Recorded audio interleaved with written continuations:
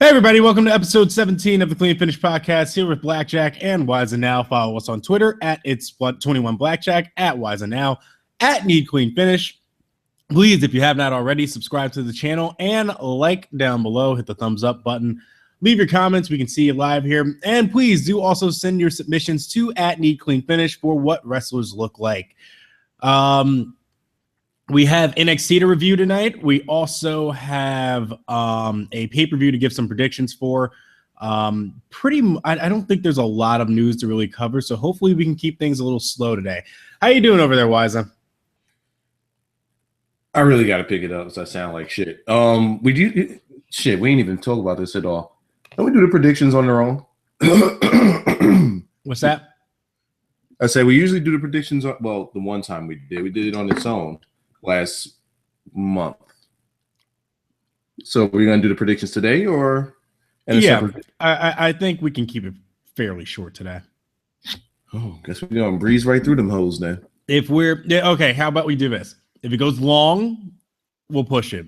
If it's short, we'll do it. Okay, so toward the end. Okay, yeah. All right. We'll see how that hose goes. How am I doing? Yeah, man. I bought a drill. Okay. I've been working on hanging my drapes in my room. Can I say drapes? Is that not manly? Wiza, you've gone from talking about hair all the time to now hanging up drapes. Is there something you would like to tell everybody? I'm restarting the Body Donnas team and I'm going to make it a faction. Okay. All right. No, so I got Amazon. And I've been Amazon Prime, I should say, and I've just been buying shit lately. Hence the drill. My kids ripped down my damn curtains in my room, so I'm trying to get that back up. And I'm just drilling holes in random places, not the handyman.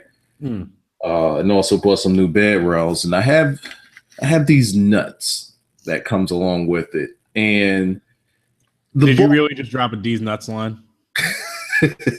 And you didn't even realize it? No, I have these nuts. I have these nuts here. And there's just something in these nuts that won't let the bolt go through them. So I have to buy like a separate set of nuts. So that these bolts can go through these nuts. So yeah, that's been me, just handyman Wiza, working on a new gimmick here. Home improvement Wiza. Home improvement Wiza. Okay. Anything on your end in terms of news that you know of thus far? I did go. I was reading up on some stuff like yesterday. Okay.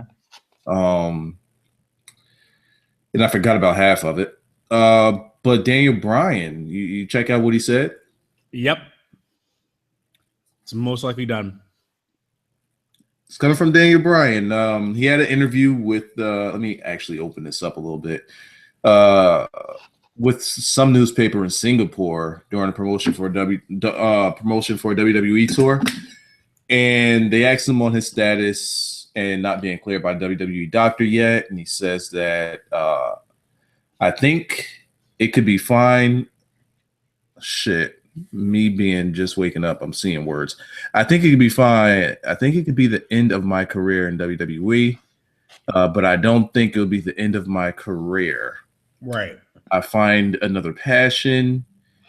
I could find another passion, but it could just be sad because this is what I've been most passionate about since I was 5.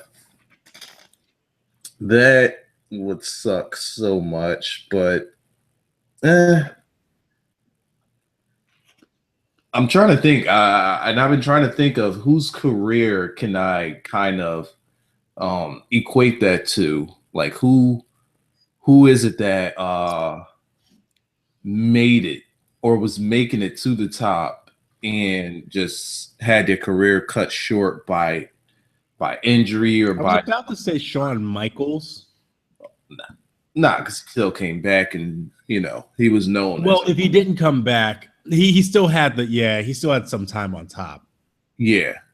Bryan just in his story, it'll make millions. Like his story could sell. Yeah. Oh my god! If they make a Daniel Bryan documentary and it ends like this, that'd be a pretty good documentary though. Storybook. It's sad though, man, because it's like, man, he finally got there. We want to see just what they would do with a guy like that. Well, not now, but when it was riding that wave, just want to see what they could do with something like that. And it just sucks. Like, if that is the end of his wrestling career. Yeah, maybe he said the end for WWE. Specifically, he was talking about WWE. Yeah, that's what I'm saying. Like, in WWE, if that's the end of his wrestling career there, it's like, it's kind of a kick in the nuts too, because he's still young. He's still relatively young. Mm-hmm. Oh boy. He'll just go New Japan and wrestle Nakamura like he always wanted to. But WWE, I don't think WWE want to let him go. Plus, he's also talking about having like a different role. Mm-hmm. This guy has Mick Foley written all over him. Yeah. Being able to come in and do different things.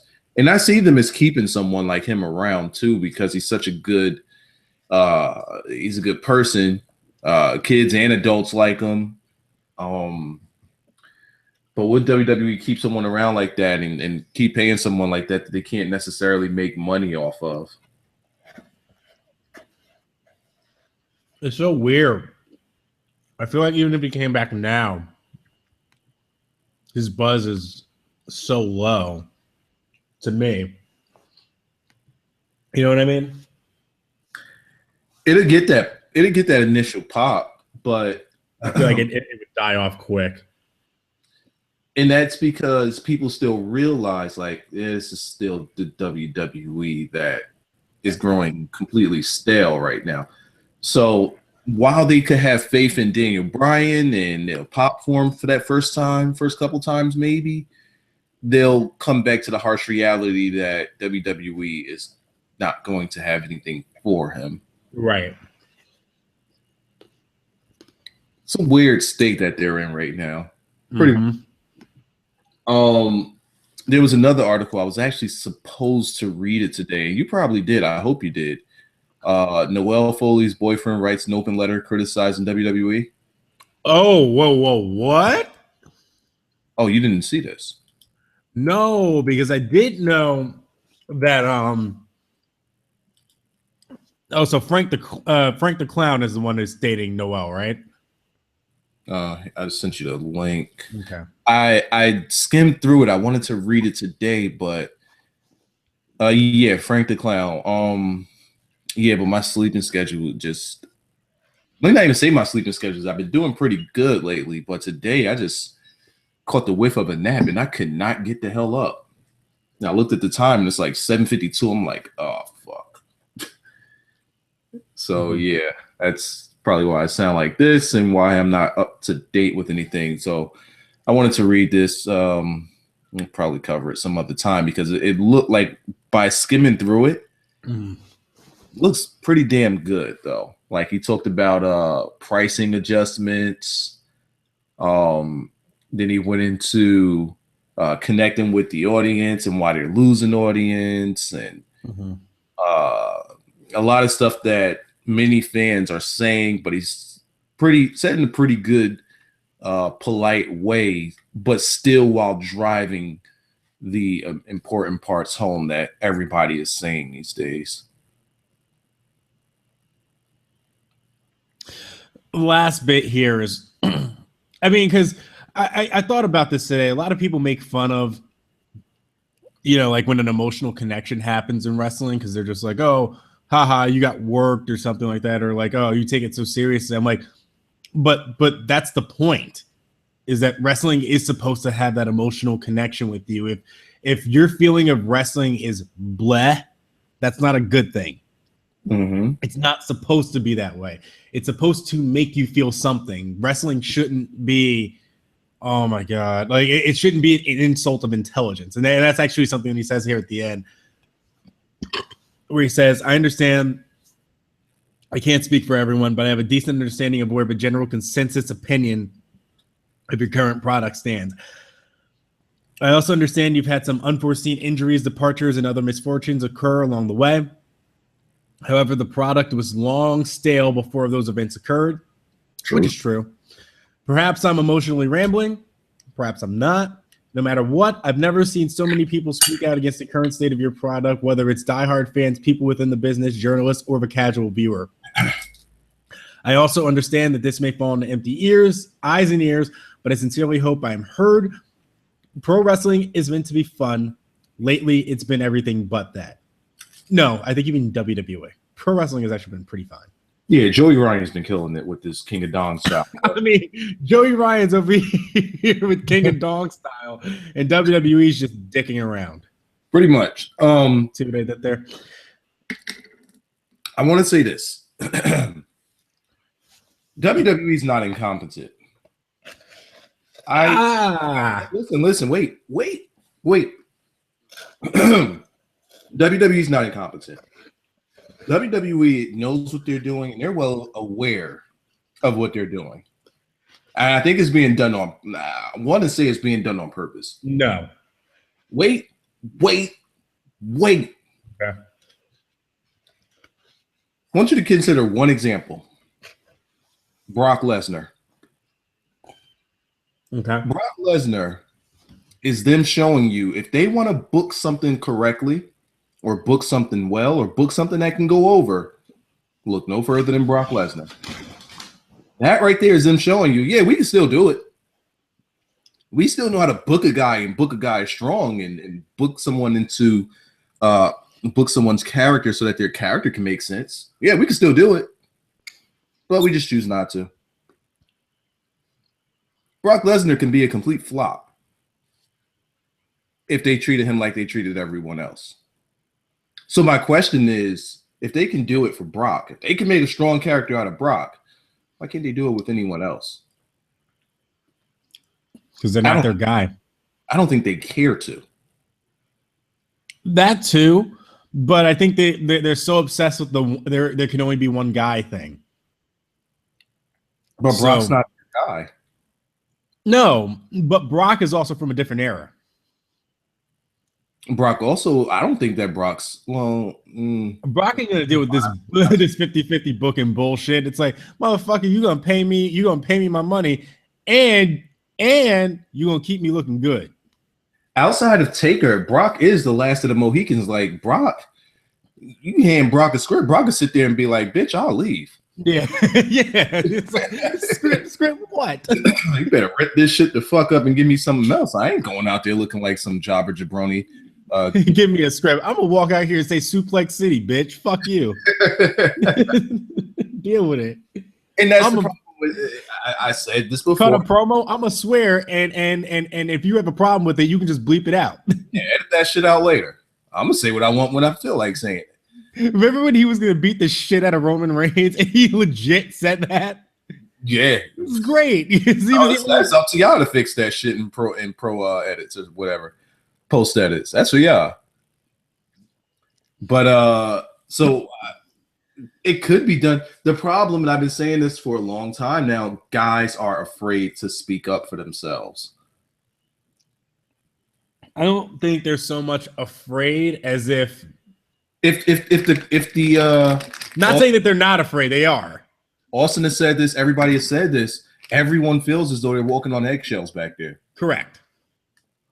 Man the fuck up. It's 2015. It's different. Grow some potatoes. Don't you start this. Don't you start that. We are not putting that over. No. Enough. Well, all I hear about back there is that they're walking around with some tater tots. Oh God. It's weird because I mean there are certainly some guys that should be doing that. Like, I mean, I can't speak for people financially. I don't know what they're going through. So there are guys like where I think like your Cesaros and your Zigglers. Those should certainly be the guys where it's just like they can leave at any given time and should be able to, and they should probably be pretty good. Yeah, Cesaro will be booked everywhere. Yeah. Cesaro is definitely a guy who should be fighting, but I mean, if they really care about that job security and knowing that this is kind of like, I guess, the quote unquote promised land, where you get paid six figures to pretty much do Nothing. this. They're pretty much getting paid to travel. Yeah, that's it. That's about it. You're getting paid to be put on this ridiculous schedule. And also, man, it really does take care of their families too. That's a very huge part of it. Mm-hmm. Like, I think if it was just them and they weren't really worried about family, I think it would be more people saying, "Fuck this shit. This isn't what I love to do." If that were me in WWE right now, I would be like that, because for me, I'm only taking care of myself. If I get a paycheck at the end of the day and I'm good, I don't really care. It's like, I want to look. I'm here because I want to make a name for myself. Not only that, I also want some sort of legacy to go with me along the way. I want to make myself as profitable as possible, not just for myself, but for the company as well. You know, at the end of the day, I want to be some sort of asset, and I want to be remembered. I want to be a legend. I want to be a great, just like, you know, The Rock, Stone Cold, anybody of any generation. I want my name to be up there with those guys. And even if I can't Mark Henry felt that same way and said those same things to Vince. And look at his career. Right. And even then, even if they don't see me as that, they just see me as a mid-card guy. I want to at least be used to the best of my abilities. And if I have to make someone look really, really damn good, I'm going to do it. And I'm going to do what it takes to get there. None of this 50-50 booking bullshit. I would almost kind of want some sort of command over how my character gets portrayed, how how I come across, something in booking. Like, if I got to put someone over, I want to make damn sure I'm putting the guy over. Mm-hmm. Not this silly kind of like, hey, we go back and forth shit. Look, I'm going to kick your ass for 3 straight weeks. And at the pay-per-view, you lay in everything you can on me, and I'll lay in my shit. You get the pin. End of story. Whatever I have to do to get you over, I'm going to do. Whether it's something as simple as that, or we figure out some sort of banter, however you have to book it, figure it the fuck out and do it. And none of the wishy-washy, we're kind of doing this tonight kind of deal. It was kind of like when Jericho talked about how he had to put over Fandango, but they were like, well, we're gonna let you get a win on him first. And I'm like, and he's just like, no, he should be getting the better of me every single night and then beat me at WrestleMania, so that you can see his finisher and his cool moves and everything. Yeah, if they want him to get over. Right. So they did that. And he got the win at Mania, and then sure enough, they just booked Jericho to beat him the next pay-per-view. That doesn't work. And Jericho fought so damn hard too, but I mean, Jericho should know his status in WWE, where he could be like, you know what, fuck that, I'm just gonna lay down for the guy. Well, I mean, that's what Jericho always jokes about too. What Vince always jokes to Jericho about too. He'll tell him straight up. He's just like, guess what you're going to be doing at WrestleMania? Looking up at the lights. Ha, ha, ha, ha, ha. I'm like, what a dick. What a dick. What a dick thing to say.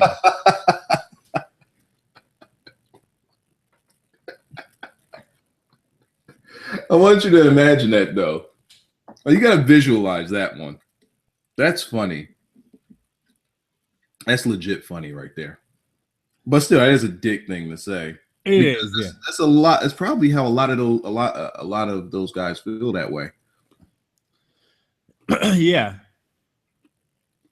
So I am interested in reading that letter that he said. If anybody wants to read it, I'll post a link of it on the Twitter. I'm over here eating these what have become my favorite candy in the world.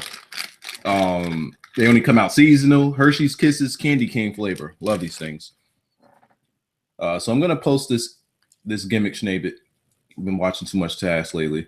I'm gonna post this on the Twitter, and yeah. Can I tell you how great? Well, not how great, but how bad of a news week it's been. CM Punk actually came up in the news. because he replied to a That tweet. was a tweet. Yeah, I saw Somebody- the tweet. I didn't see the article, so I know what you're talking about. Somebody tweeted him, I bet WWE would give you a $50 million contract if you came back now. I bet they miss you. And Punk was just like, money isn't everything. Yeah, he was making money. Yeah. He was, I think, the number 3 paid wrestler in the company. Wow. He was making 7 figures. He was number 3, I believe, behind Randy Orton. Mm-hmm. Because an article came out talking about how much these guys were making. I don't know if it leaked or what. He was number 3. Mm-hmm. He walked away from that money. He's fine. Yeah. That's actually not the tweet that I saw. I saw a tweet that said someone said to him that he owes it to the Chicago fans to give him one more match. And the person's account was like impersonating Phil Jackson, but it wasn't. Clearly, it wasn't Phil Jackson. And he was like, "Sure, I'll come back as soon as you come back and coach the Bulls to a championship." Damn. You owe it to the people. Yeah. You owe it to them. All right, so I'm gonna post the link up now. Mm-hmm. Let's see what else. Oh, by the way, Asuka has merch. I hope it looks good. Well, it's NXT. So how's it look? It's actually pretty good. I kind of want to get it. It's that mask that she wears, and it's really like freaky, scary looking. Hold on, I'll send you it right now. So there's no emotes on it. No. Oh God, no. There's no emotes. None of that bullshit. And on the back, I wish they would really get rid of the back text. It doesn't need to be there, but it just says Empress of Tomorrow on the back.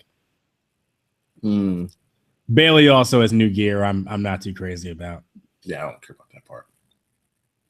Let me see. Okay. Yeah, don't mind me. I'm just putting the link up on Okay. Did you see Sasha Banks is gonna take this high school kid to the ball? Nice.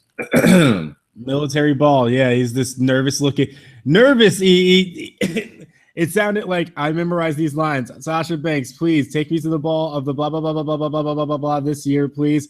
You're very, very special because your perseverance and dedication and everything. Is this a video or is this like it's a 30-second video. Okay. But yeah, Sasha was like, "Oh yeah, I would love to," and then she had to go find him, found him, and so she's going. Nice. I'm just gonna get the time off. I don't know, but WWE is like, "Oh, we can make millions off that," so we're gonna do it. Tribute to the troops. Oh, it's gonna be during that. Well, no, I'm just thinking tribute to the troops is right around the corner, so it seems appropriate. I'm sure she'll be on the show though. Oh yeah, she'll be on the show for tribute to the troops, I imagine. But at the same time, I imagine they wouldn't have too much of a problem with her just going there because it would be good for tribute to the troops, is what I'm getting at. Oh, okay. But yeah, and of course now everybody's just like, really? Hey man, people got to be on their toes, man. They got to know, hey, just write a nervous letter or just make this really nervous looking video with roses and say yes. And say, but you're too late now. Mm-hmm. Too late now. Somebody already took the gimmick. Mm-hmm. Yeah, TMNT 2 trailer came out with Sheamus there as Rocksteady. That actually works. I like how you did that. That actually does work. Mm-hmm. Sheamus is Rocksteady because I remember exactly how Rocksteady looked too. Give him a nose. Sheamus got the nose ring, right? Yes, he does. Yep, it works. Good enough. Give him a little fattener on his face. And he's good to go. Triple H did his takeover conference call early today, which you could see I wasn't anywhere near finished with. No. But yeah, one of the things to note is that somebody straight up asked him, he was like, you see all these old school things that NXT does. Why don't we see them on the main roster? He's like, pretty much was just like, yeah, I have control down here in NXT. I can do things here. I don't have that same control on the main roster. Just left it at that.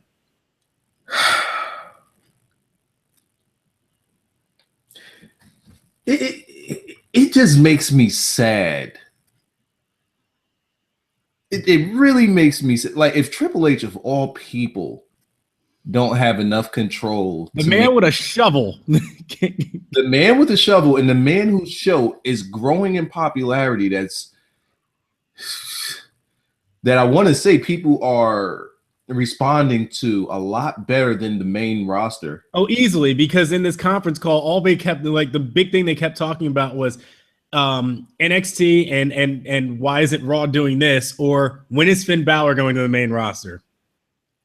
Also they did ask some questions about it was one very good question about you brought Jushin Liger over. What about other international acts like a Zack Sabre Jr. like making a because your relationships have been growing and stuff. But how did they bring over Liger, but they could do it Nakamura?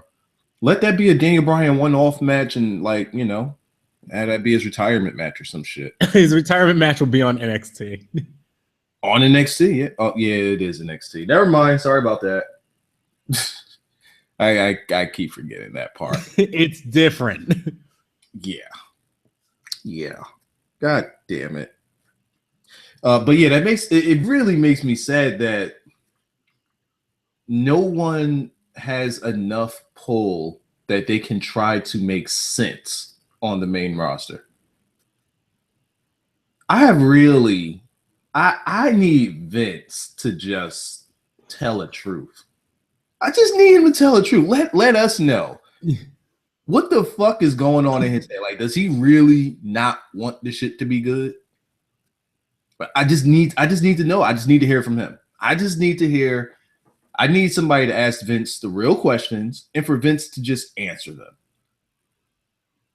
He knows that NXT is growing hugely popular. Mm-hmm. He knows what people want. I know he knows what people want. And he's just like, tater tots. Tater tots. That's his response. Tater tots. That's it. Just one, just that. Tater tots. It really makes me, that bothers me. Oh, that bothers me because it could be so much better. You don't like the tater tots? And he knows it. Oh, man. I actually I made an article today on Cage Side. It's Blackjack XXI. Things WWE can implement right now to improve that NXT currently does. Biggest one, looking at the camera.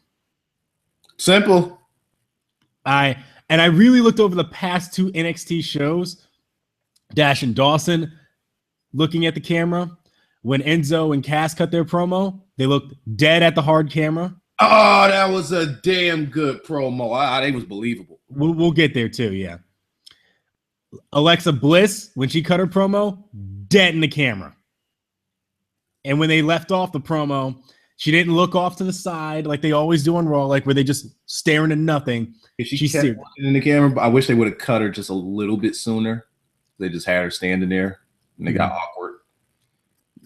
It's for the GIF that it made at the end. I didn't mind it. Did they do a hard cut or did they fade her out? I think they did a hard cut. I think it was a hard cut. Yeah. Yeah, if they would have faded her out, probably wouldn't have been as awkward because she was just there. Mm-hmm. Oh, man. But yeah, that camera thing, like, because I just took some screenshots of it, of what WWE does. Like, there was even that moment, like, The Rock always looked at the camera. He always did. In his promos, even when there was somebody interviewing him there, he would look at the camera every now and again to let you know, I'm talking to you. Mm-hmm. And then I looked at the promo that him and Roman Reigns did after they won the Rumble. Oh, sorry, after you know what? It is after they won the Rumble. after they won the Rumble, yo, Roman and The Rock are doing their damnedest to not look at this camera. Like, The Rock is not looking at the camera. And I noted too, Flair doesn't look at the camera now either. And if you look at any of Flair's great promos, he's staring a hole in your soul. Yes. Yes. Right through your soul. What a tear in my eye. This is the greatest moment His in eyes my are life. extra wide open. Yes. And you can feel the intensity off of him. It's great. Extra wide open. I listed it. It was like Flair did it, Sting did it, Warrior did it, Savage did it, Hogan did it, Austin did it, Rock did it. It didn't matter. You looked at the fucking camera. Dusty was all in the camera. You know? That's what you did. That's how you connect, man. So what else did you have? So I looked at some other like recent ones too. I think the last time I can remember a very good promo, or like a promo that was actually memorable, was the Ambrose and Reigns promo after Rollins betrayed him. Mm-hmm. Guess where they were looking at? Dead in the heart camera. So do you think that they do it when they? You know what? I don't want to speculate. It's just stupid. Well, because like think about this: Stardust's promos in the back, right? When he's talking to nobody. This is one I brought up too. I don't mind him looking off into like randomness. But like, can he just acknowledge the camera in front of him? Like, just you talking about Stardust? Yes. If he's cutting this promo to the galaxy and to people and to us, why isn't he at least once making eye contact with us? It was just it's so bizarre.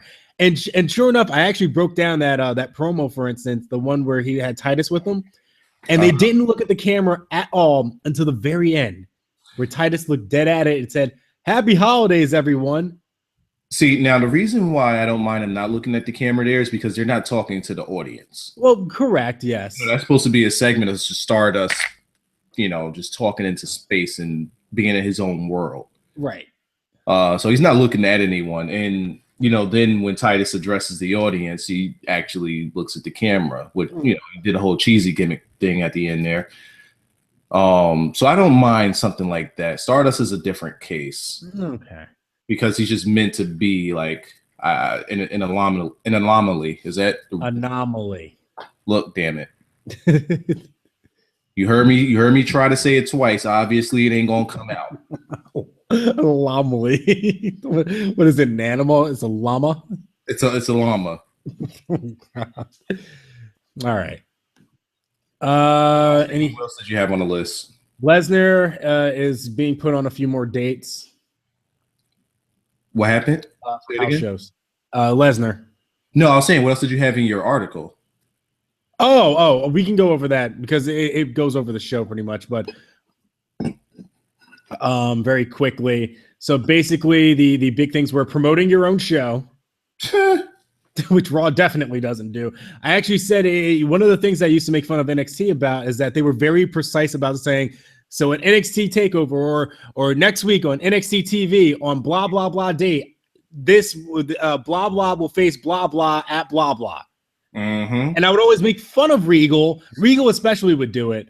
But I would always make fun of guys when they would say that because I'm like, it just sounds so wooden and like not. NXT London is NXT's next show, right? Yeah. That's what's coming on next week, right? Yes. Everything they said on there was about NXT London. Yep. Whereas you watch a 3-hour Raw, and I can promise you still, at the end of that Raw, did not know every single match that was going to be on the card. They booked Sheamus and Roman Reigns after the pay-per-view was done. Wait, what? Remember? They booked Sheamus and Roman Reigns pretty much after Survivor Series was done. I'm like, all right, TLC, this is going to be it. And then we didn't find out any of the other matches. And then they tried to fool us into thinking, oh, Roman Reigns and Sheamus is not going to happen at the next pay-per-view, even though they pretty much already said it's going to happen. Yeah. So so instead of actually building to the match and giving us a reason to get invested into it, like NXT does, NXT, when they came out of, what was it? Respect. Mm-hmm. When they came out of Respect, they didn't immediately say, hey, wait a minute. You got a match against you. Yeah. No, we gotta build to this a little bit. Right. Because they just finished the tournament. It wasn't gonna be Samoa Joe versus Finn Balor. They were like, well, we actually haven't spent a lot of time on singles, guys. Let's have a battle royal. Yeah, and let's start booking things from there. Yes. Now, what I was getting at with WWE main roster is there's some points I want to make about NXT / WWE. But what I was getting at is just the simple fact that, like you said, we know what's happening the final week on NXT, whereas Raw can go on for a full month and we still not know the matches on the next pay-per-view. Yeah. Going into the pay-per-view. What reason did we have of Survivor Series? Survivor Series. What reason did we have to not even know what the pre-show match was going to be, or to not know what the Survivor Series match was going to be on the main show? There's no reason that we shouldn't know that. There's no reason. It's terrible. And then they want to say that they don't do King of the Ring anymore because they want to make sure that they can sell the match, whatever the final match is, whoever's going for the title. We need to make sure that we can marquee that and sell it, which is the reason why we don't do King of the Ring pay-per-view. There are some people that didn't even know TLC was this Sunday. That too. But at the same time, so if you can't do that, if your logic behind that is we can't do King of the Ring because we can't sell the last match because it hasn't happened, we haven't gotten to that point yet, right? Then why are they doing that with every other pay-per-view? They're still selling matches that we don't know about. Right. I mean, just look at Survivor Series. Survivor Series, literally, we didn't know about 4 of the matches. We didn't know who was going to be in them. And we didn't even know going into Survivor Series on Sunday. We didn't know the Survivor Series match. Nope. And they had 2 of them. And it's Survivor Series. That's supposed to be the gimmick. That's what you're supposed to do.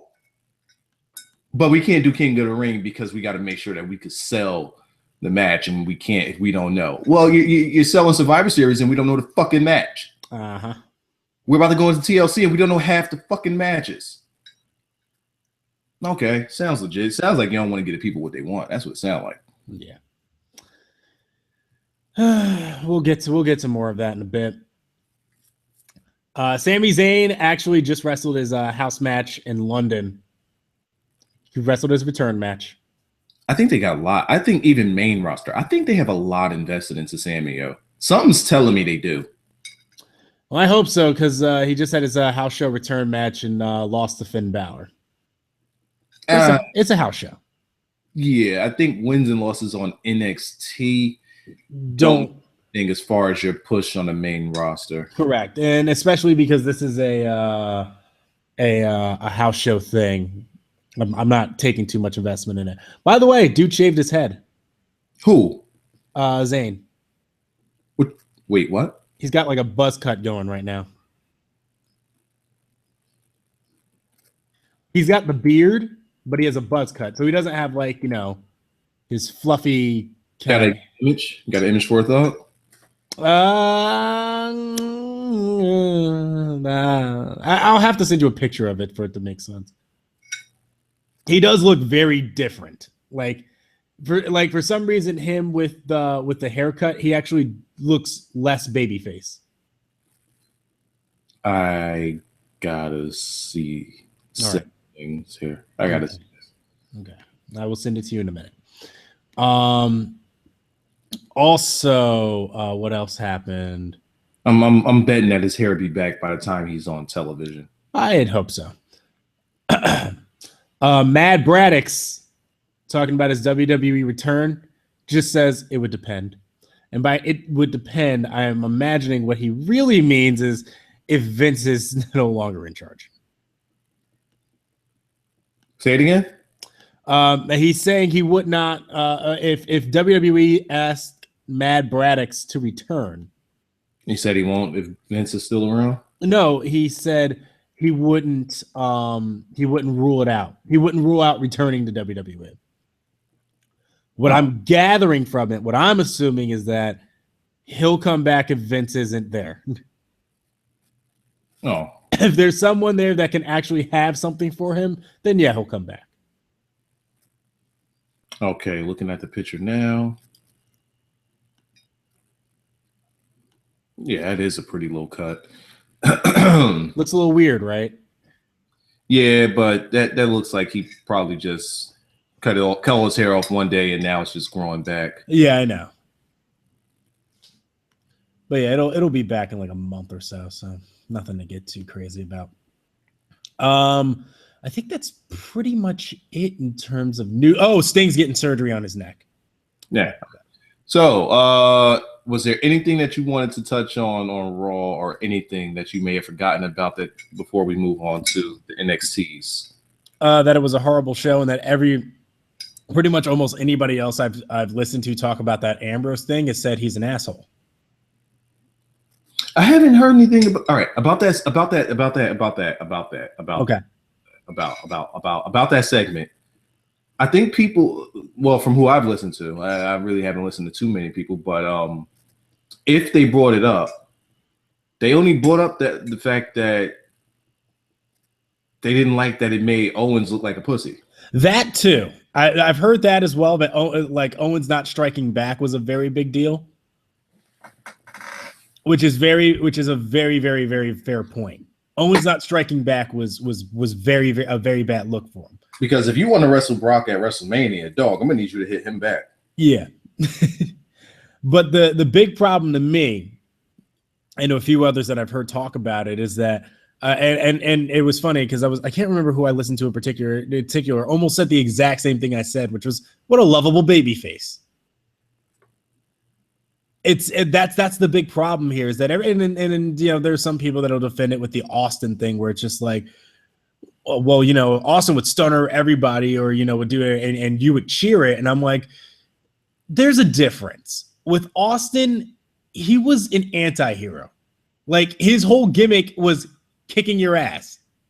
Okay. Austin 316 says, I kicked your ass. His job, of course, he's naturally going to get a reaction, and people are going to go fucking nuts if he stunners people and does whatever he wants. It's just like that segment where DX came back and they were faces, and Shawn Michaels just went and super kicked everybody down the hallway.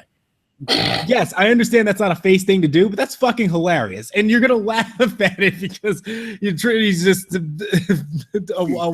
kicking everybody too. Yes, like, that's out of control and just stupid. Here's Dean Ambrose. Yeah, like, and that's the thing. It felt more spontaneous, you know? It didn't feel like here where Ambrose, like, here's a guy who's the Intercontinental Champion. He just worked so hard in a 20-minute match. Guy's music couldn't even play. You came out, you just stared at him, ate popcorn, was drinking. It wasn't like he did anything afterwards. He just threw the popcorn at him, dumped the soda on him. Owens didn't do anything to him either. He just left. And with Owens not retaliating either, it really did make Ambrose look like a fucking asshole. My concerns are more about Owens in that situation, but it's both guys. We can move on from that. But yeah, whatever. That's pretty much it. Lucha Underground's coming back in 49 days for anybody who's excited about that. It may actually be shorter than that now. But yeah, worth noting, Lucha Underground coming back. NXT starts out with Enzo and Cass versus Corey Hollis and John Skyler. If you're not familiar with them, they're the guys that the mechanics killed and, like, well, didn't kill. They worked them for about 10 minutes and then killed their hot tag instantly. They're those guys. They let them get the hot tag just to kill that too. Yes. They got 99% of the offense so that they could get a hot tag and then kill that hot tag. Effectively letting them know you ain't shit. Hold up. Are all of the NXT London matches do we have all of them? Yeah. I would much rather do a prediction on that after this than TLC after this. We can do both. Because I imagine the TLC one will be short. There's only 6 matches right now. All right. So let's get into Enzo and Cass here. They come out, they have a squash match essentially. Baby faces are pissed off. Baby faces are mad. You got a big tall guy in there, you got a short guy. Who's usually pissed over, but he's on fire right now. Yeah, he actually looked pretty good tonight. You got a chick that's, you know, her boys have been getting stepped on and she doesn't like it. They're finally back and they're all angry. This is how, you know what? This is Triple H saying, here's what you're supposed to do with the angry Roman Reigns. You come out, you kick ass, and then you talk. I really wish that NXT were actually responding to Raws going on. Like, but then I have to remember these were technically taped in advance. Yeah. Like, hold up, but wait. Were these taped before Survivor Series? I don't think so. It might have been. Yeah, it might have been. But still, this is how you're supposed to book a pissed off babyface. They have reason. There's reason for them to be pissed off. No smiling. Ain't no smiling, bitch. Ain't none of that. We pissed. You fucked us over, and we also want them belts from you. Ain't nothing to smile about. And you got our chick manager here hot. I love them. I love them here. Do I believe they're going to beat the Mechanics? Absolutely not. But they took food off their tables, though. Oh, yeah, the story Enzo put together for you.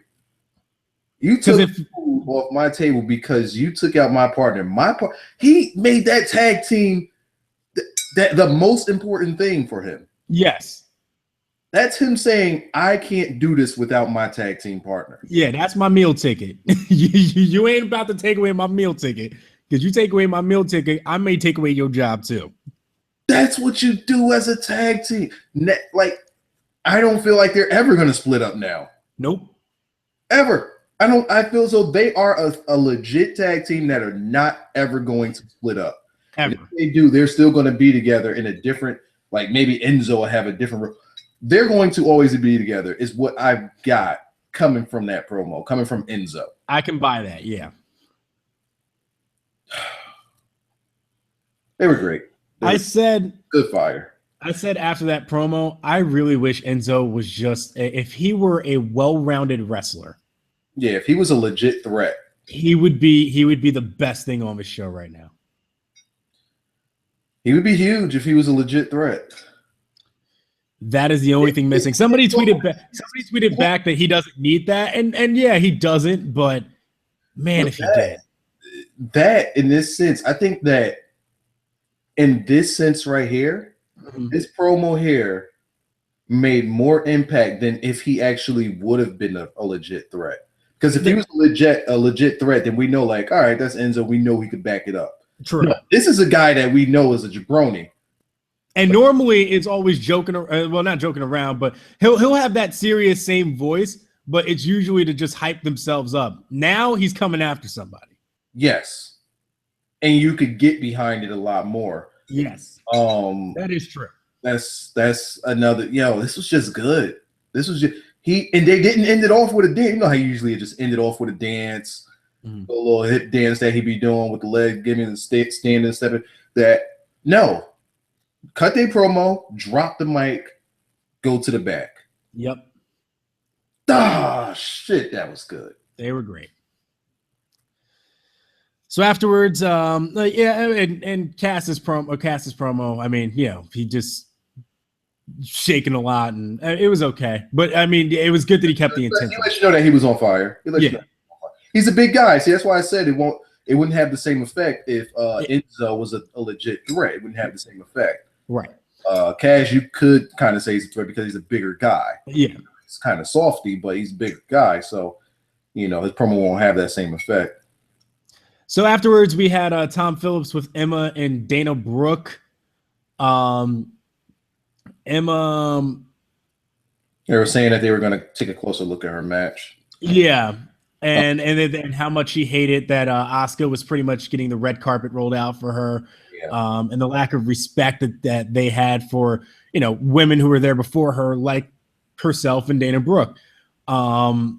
She said how they talk about this Divas Revolution, but that didn't start without an Emma. It started way before Sasha, Bailey, and Charlotte, which it's sort of kind of true. It's very true because remember, I mean, before Sasha was there, I mean, what were we talking about all the time? Like, oh man, if they brought up Paige and this anti-diva gimmick, she would change the whole. I mean, it's a very fair thing. And her and Emma, they were going toe to toe. They were going at it. Yeah, we loved their championship matches that they had. So Emma's got a very, very valid point. And so yeah, I was totally behind the promo because it's true. You know what I like about NXT? Their heels for the most part are bad people. Well, not bad people. They do bad things, but their motives are usually justified. You get what I mean? Like, there's no reason why Emma should be treating Asuka like this, but I get why she's doing it. Why she's treating Asuka? What's she treating Asuka like? Well, okay, so Asuka's brand new and you know she's world renowned and she's being hot and she's liked. Everybody loves her right now. There's no reason why Emma should really be going out to attack her. Like remember when she had her big introduction and ceremony? Like Emma didn't need to come out there with Dana and ruin that for her. But I get why she's doing it. Like why she's doing it is justified. She feels like she's being overlooked. Like, oh, here's this hot new thing. Oh, you like her? Well, what about me? I've been here forever. I've been here longer than she has. Like it makes sense to me why. And I like that they actually give their heels like actual justification. It's kind of like, the Joker to Batman, where I don't know. I just really like that the heels have a legitimate reason and it can be justified as to why they don't like someone rather than I don't like you just because I'm a heel. Well, Tyler Breeze's thing is I don't like you because you're ugly. Hey, I mean, shit. If you weren't ugly, maybe he'd like you. There it is. So he just didn't like anybody. Yeah, exactly. Don't know why he likes Summer Rae. You don't really like her either. Mm-hmm. He don't. I mean, that's the thing because there were even some heels because even Bull Dempsey was a heel at one point. He didn't like him either because he was ugly. He kicked the shit out of him when he couldn't win him a match. There you go. All right. So what do we get next? We got the Asuka match next. Why are you making the Google Hangouts ding in the background? Am I? Yeah. I didn't know I was doing anything. You like eating cereal or something? No, I'm not eating anything. Something's dinging. Anyway.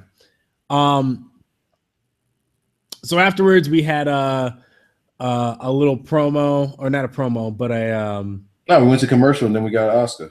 No, we got Ty Dillinger. Did we? Well, it was like a quick little thing that like, hey, Ty Dillinger, he's the perfect 10. And it just moved on. Fuck that guy. Wow. Okay. I really Ty Dillinger. So then we had Asuka versus Deonna Purrazzo. Oh man. She was from Jersey too, right? Yeah, she's wrestled a match before. I think she actually wrestled a match against Emma, funny enough. From Hackettstown. Hackettstown, New Jersey. I don't know where that is. It's somewhere up north. So Deonna comes out and she has this match with Asuka. None of the match really matters that much. although Asuka threw a pretty vicious hip attack. Like Naomi does the rear view, and all she really does is just like jump up and lets you hit her ass. Yeah. Asuka legitimately throws her ass into you. She actually hit her so hard that when Asuka came back down, she stumbled. She sold how hard that hip attack was. Okay. Then out comes Emma and Dana. Yeah, this ending, bro. For this distraction finish. This got to be talked about just a little bit. So normally on the main roster, whenever somebody comes out on the entrance ramp, all of a sudden the wrestler doesn't have the ability to pay attention in the ring or win matches anymore. They get rolled up from behind, 1, 2, 3. Especially with the Divas, this is a major issue. When she came out, I was thinking like, okay, how are they going to let Asuka get out of this? Because they can't do a distraction roll up with Asuka. That's not. No, you can't distraction roll up Asuka. That's the main roster shit. I'm like, what creative way? As they're coming out, I'm like, what creative way are they going to get Asuka out of this? Well, dear God, did they find one? Oh my God, they had an answer. So here's Dana and Emma thinking they're going to get some quick heat real quick and maybe intimidate Asuka or distract her so that she'll lose. And instead what happens is that Deonna tries to take advantage of this and turns her around. And by turning her around, she got the swiftest roundhouse kick to the face and died. I thought she was legitimately knocked out. She died. Oh my God. It was so quick. Yes. Asuka said on Twitter that she wants Triple H at WrestleMania. That's the match I want to see. No, I want to see her and Brock Lesnar. I feel you, but she ain't say Brock. She said Triple H. Okay. All right, fine. She said it. I'm not going to fight her. She wants Triple H. She can have Triple H. Have Triple H. That's the match I want to see. And that's the only match I want to see. And Triple H ain't gonna pull out no shovel. No, you put Asuka over. Higgly biggly stuff. None of this hoopla hula. None of these tater tot. None of that. No. I just want to see her in Triple H.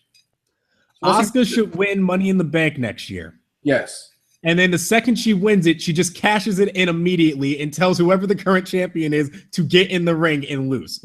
Yes. As soon as she comes down, she hands in the briefcase. Yes. As soon as she comes down from the ladder, hands it.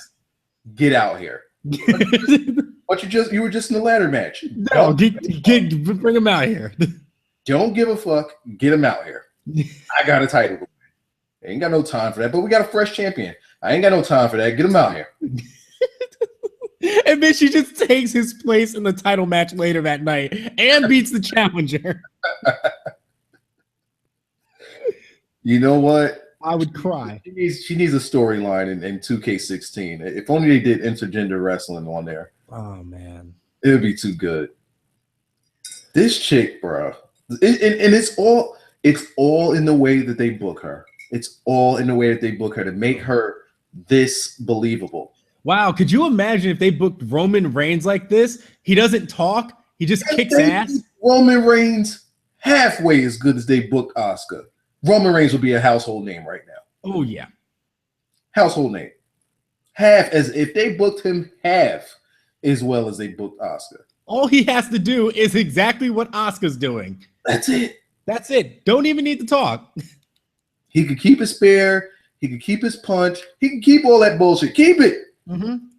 Just be her. Yeah, that's it. Half of her. Just be half of her. Which essentially makes you a half human.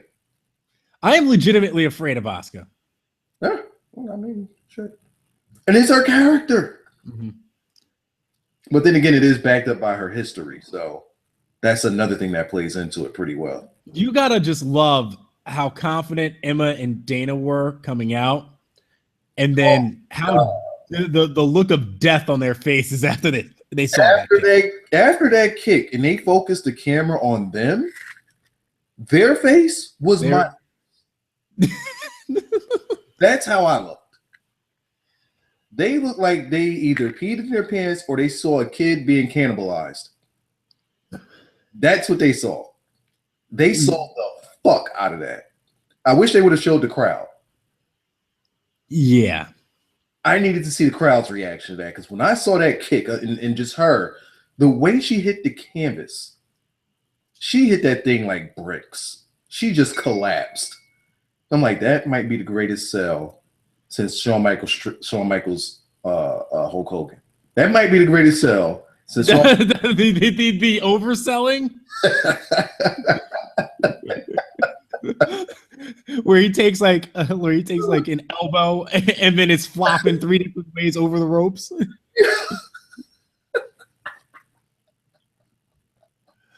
Oh man, I gotta watch that match.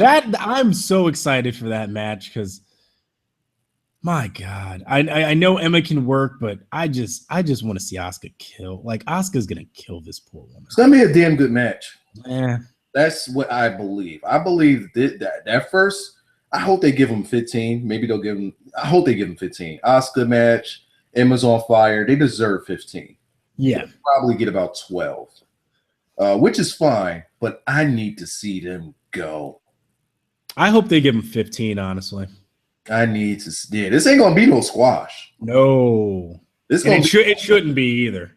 Because the way they've been building and booking Emma is, if they booked Roman Reigns half as good as they booked Emma. You know what this build is? And they've done it in 2 months. This is how they should have built Roman Reigns and Sheamus right now. Yeah. Sheamus should be Emma, and Roman Reigns should be Asuka. If they built it right, that's what it should be. I can get with that because Sheamus can pull off that whole bully gimmick thing that he got going on. He could pull that off. He's already had history of it because, beating up on the smaller guys. Yep. Then he got the League of Nations. So you just replaced Dana with League of Nations. There you go. There you go. League of Nations equals Dana. 3 other guys equals 1 female. That so it could work. Yeah, that would absolutely work. Oh boy, but it's WWE main So roster. afterwards, we got Zack Ryder and Mojo Rawley, who were just backstage and talking because Zack Ryder wanted to talk about wrestling and Mojo Rawley was talking about how their opponents can't get chicks. That's his thing. Mojo Riley is the most random funny guy, yo. I don't like. His attention is never on what they're supposed to be doing. No, and he can't stop moving. That dude is ADD plus. Yeah, he's kicked up the stay hype gimmick. ADHD. I wonder what they're building them for, though. Like, are they just building them so that they could just remain a legit name? Or? He's Zack Ryder's meal ticket right now. Yeah, that's They it. ain't got shit for Zack Ryder right now, and Zack Ryder's like, I'm about to make this shit work then. I'm surprised Vince ain't call up Mojo. Vince like funny guys. Yeah, it's hilarious. You see, he doesn't get hyped; he stays hyped. He'll sell millions.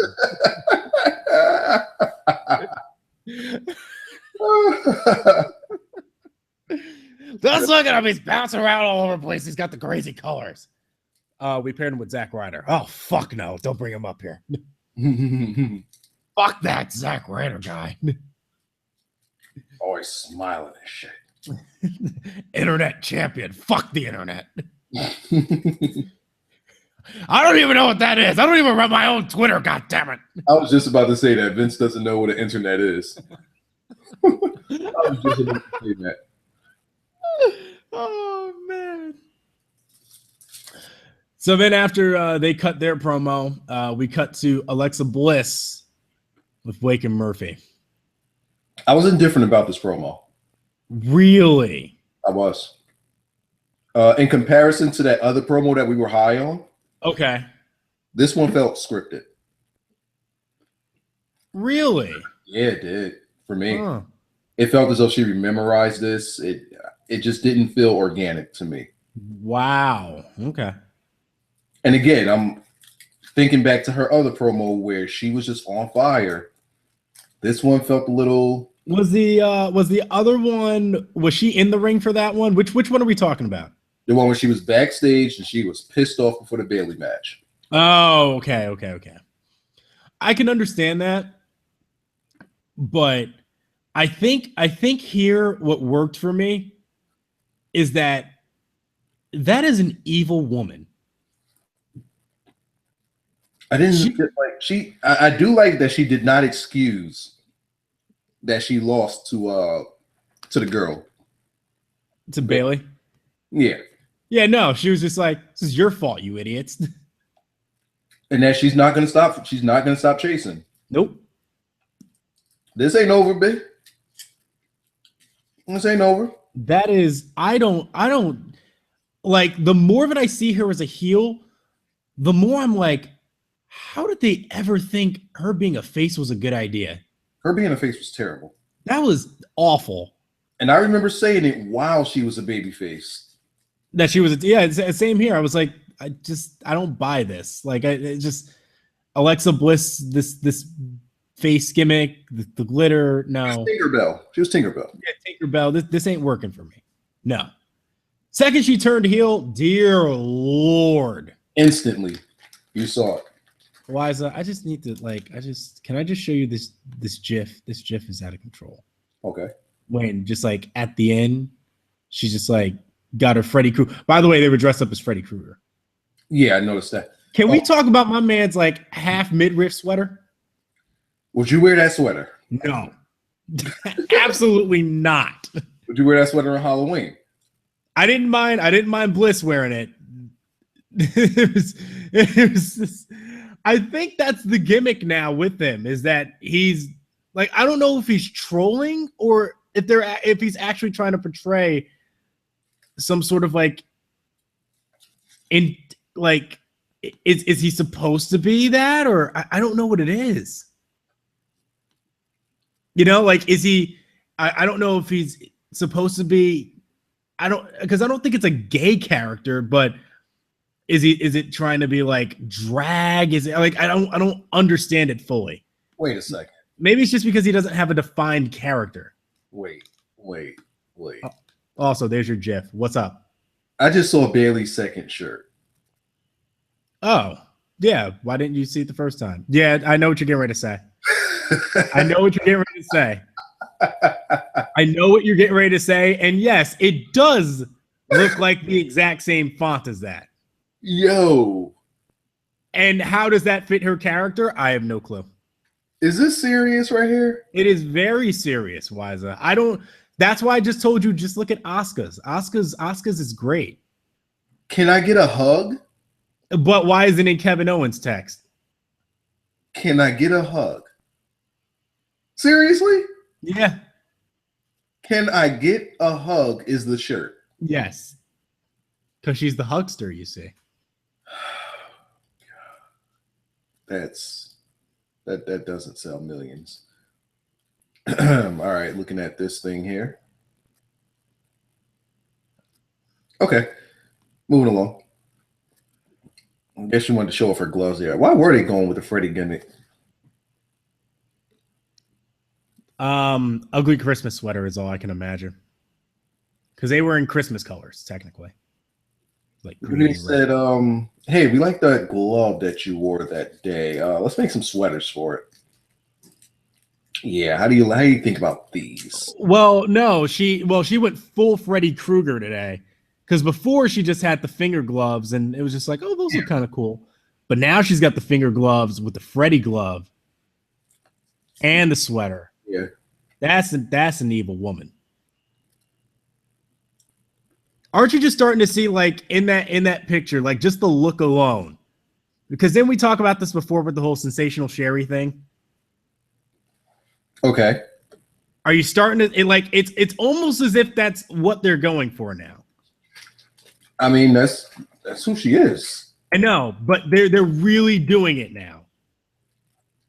That's just who she is. Before, like, it was just like, man, if they just do it. Now it's like, no, they're doing it now. There's one more thing that happened during this promo that struck me. Okay. But by the way, didn't I always say she should be the one in charge here and she should be reprimanding those two whenever they fail? Yeah, sure. But look, and they did. I think that's why I really like this promo, is because they did it. And I was like, yes, this is how this should work. Period. So go ahead. Here's what I got out of this. At the end of that promo, yep, I believe that Blake and Murphy was about to go out there and win something. Same here. Yeah, I really didn't think they were about to win this match and kill these hype bros. Nope. Nope. They went out there and failed. Completely sucked up their heat. Which I did have I had a bit of a problem with. I was like, come on, bro, that's Alexa Bliss. Because we're not really getting anything with the hype bros. Yeah, like where's the stuff? I guess that the story is more so those two bozos losing to give her more fire. I hope so. That's where I'm guessing that they're going with it. Or there's always the Balor Club.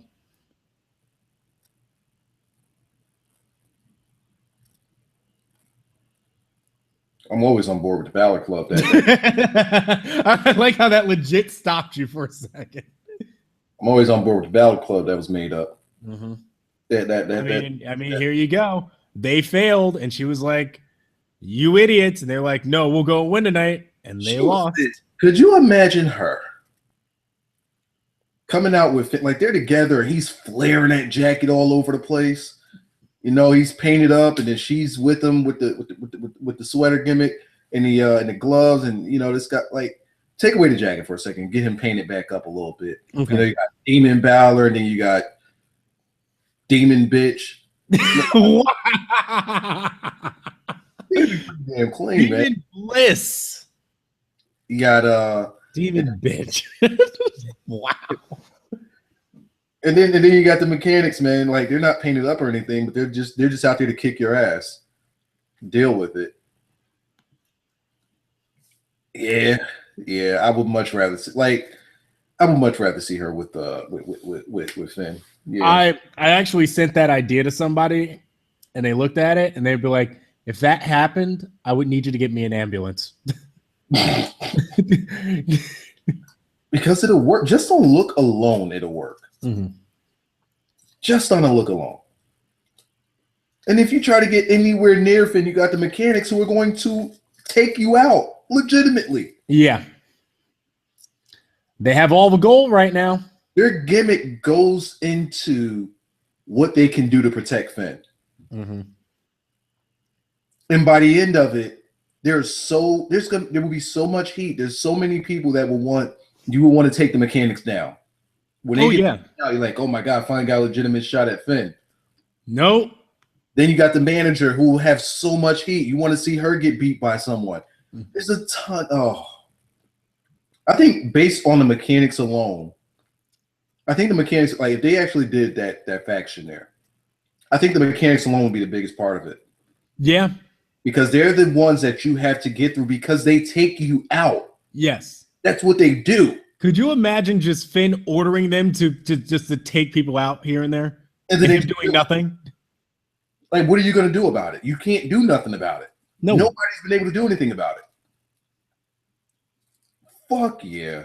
As a matter of fact, they took out Finn. Wait, shit. This shit started in that tournament. Yep, because they were the ones who killed his leg. I just realized that this didn't start with Kaz, no, this started with Finn. Oh shit! Maybe Finn remembers that and is like, "Man, I need these guys.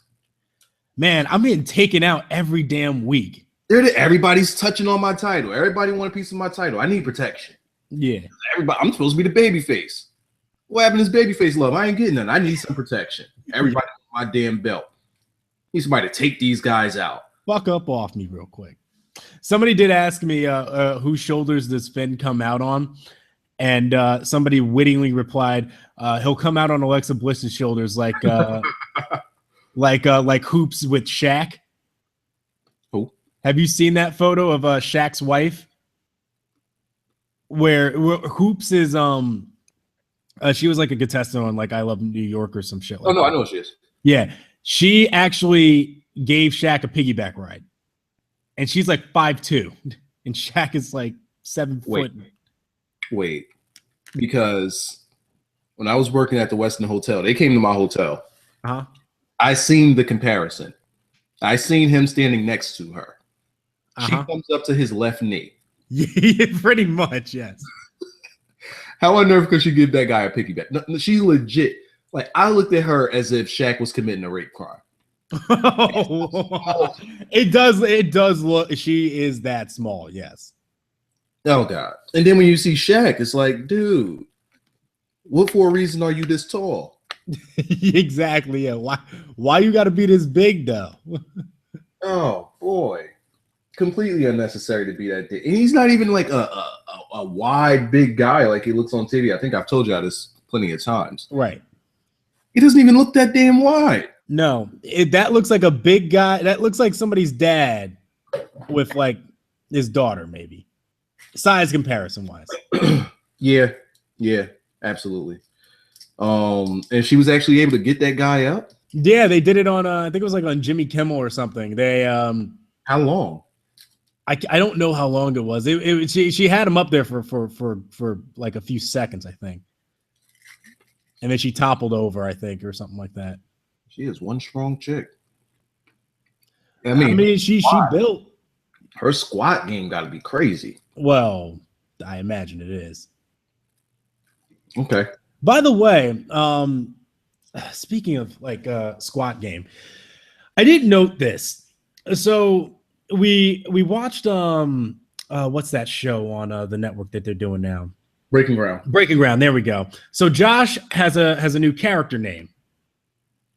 Okay. And Josh, who won Tough Enough, I did see the last Breaking Ground, by the way. I saw the whole thing, the last one. Okay. I didn't see the in between stuff. Well, they didn't actually talk about it. But they did. But I did see the mention of it. You know that he does actually have a character name now. So now, and he's actually working some NXT shows. From what I've heard is that he's actually working NXT house shows. His new ring name now is Bronson Matthews. Yeah. But what was also interesting to me is that shoot, I wish I could find her name. There was so the what's her face's name? Sarah Lee, who won Tough Enough, doesn't have a name yet, nor has she debuted or done any house shows. And she looks ridiculously ripped now, too. Well, not like ripped, but she's got like dude biceps now. So she's ripped up all crazy. Yes, but she ain't wrestling, though. However... Wasn't she ass? Yeah, she was complete ass. Okay. However, Daria, who they signed on a developmental deal, who was on Tough Enough, is on house shows right now. I mean, so why the fuck isn't she on house shows? If Bronson, that's his new name now, Bronson. If my boy the Yeti is on house shows, and they got a loser out there on house shows, why ain't you out there on house shows though? Because she was ass. She is 100% ass. 100% ass. By the way, I'll send you the photos in a minute, but yeah, she looks ridiculously like I don't even like why her bicep got to be that big though. She got the Triple H's. She might have the Scott Steiners. Stop. It's not that big, but she got the Big Papa Pumps. Okay. So she got Williams then. She got what? She got the PD Williams. Yeah. That may be a little bit more accurate. She got the PD Williams. All right, I'll wait for that. All right, back to NXT. Back to NXT. Yeah, sorry, we got off topic there. So afterwards, we had that match where the Hype Bros won. The one thing I didn't like about this match is that at one point Blake and Murphy actually did eye rake Mojo Rawley, and it didn't do anything to him. Nice. That's right, guys. He stays hyped. So yeah, Hype Rider in the match. I don't need no fucking eyes. Fuck that. I'm hype. Yeah. Then afterwards, Samoa Joe and Corbin cut a promo. They pretty much said, "Yeah, we don't really like each other, but we're just gonna do this because we hate you more." What happened? Where Joe and Corbin were like, "We don't really like each other, but we hate you more." And that's how you get some guys to trust each other. Yeah. Simple as that. Mm-hmm. You know that they don't like each other. They let you know they don't like each other. Like I said, why they're going to be together. With most of the heels there, they give them a legitimate reason to not like somebody. So Joe is mad at Balor because he didn't give him a title shot, even though he did everything as a friend for him, and stuck with him and carried him through that tag team match. Legit reason. Corbin? Nah, fuck you, Cruz. Why are you from the Indies? Fuck you. You a rookie here.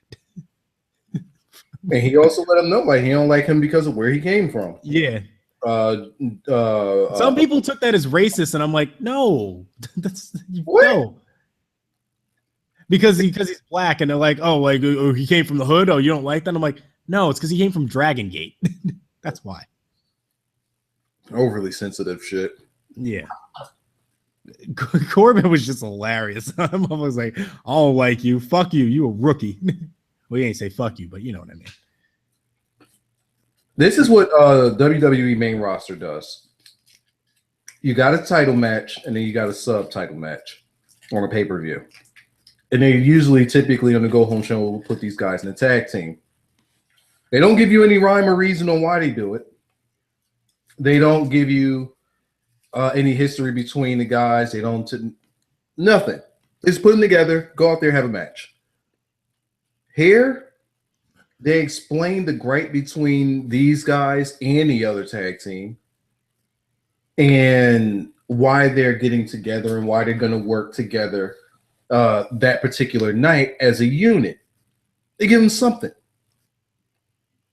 So that's NXT taking the same exact thing that they do on the main roster and adding to it and making it make sense.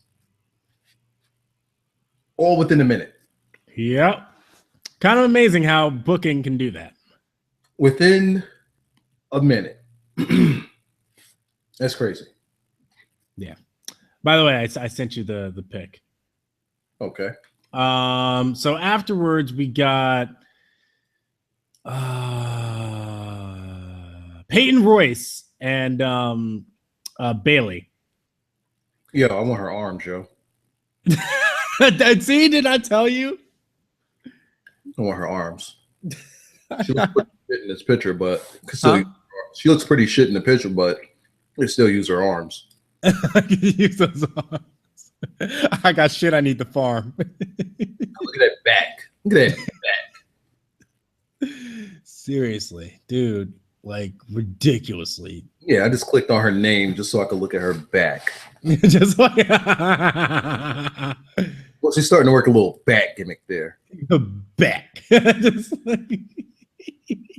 Now she'll get the hell out of the camera and get in the ring. She might be something. Now, I mean, that could just be because she's flexing. But then, like, I look at that photo of her in like that really tight Detroit Lions shirt, and I'm like, Jesus Christ! I can still see how ridiculously like huge her arms are. Her arms are bulging. Yes.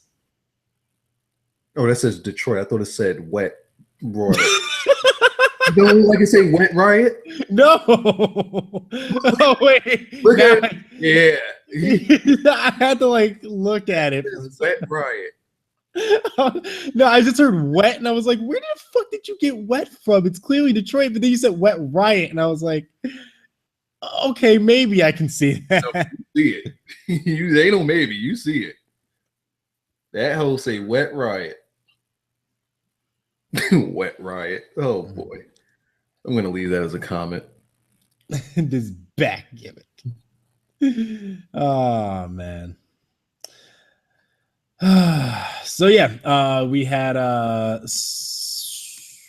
Peyton Royce and Bailey. Peyton Royce is doing this new gimmick now. It's I guess it's official. She's a heel. That intro and whole. I don't know either. She had a flower. She smelled it. I guess she's poison ivy. I don't know, man. I ain't got nothing for you. All I know is that she lost. She got hit. I don't know what actions led up to it. All I just know is she got hit with a belly to belly, and that was it.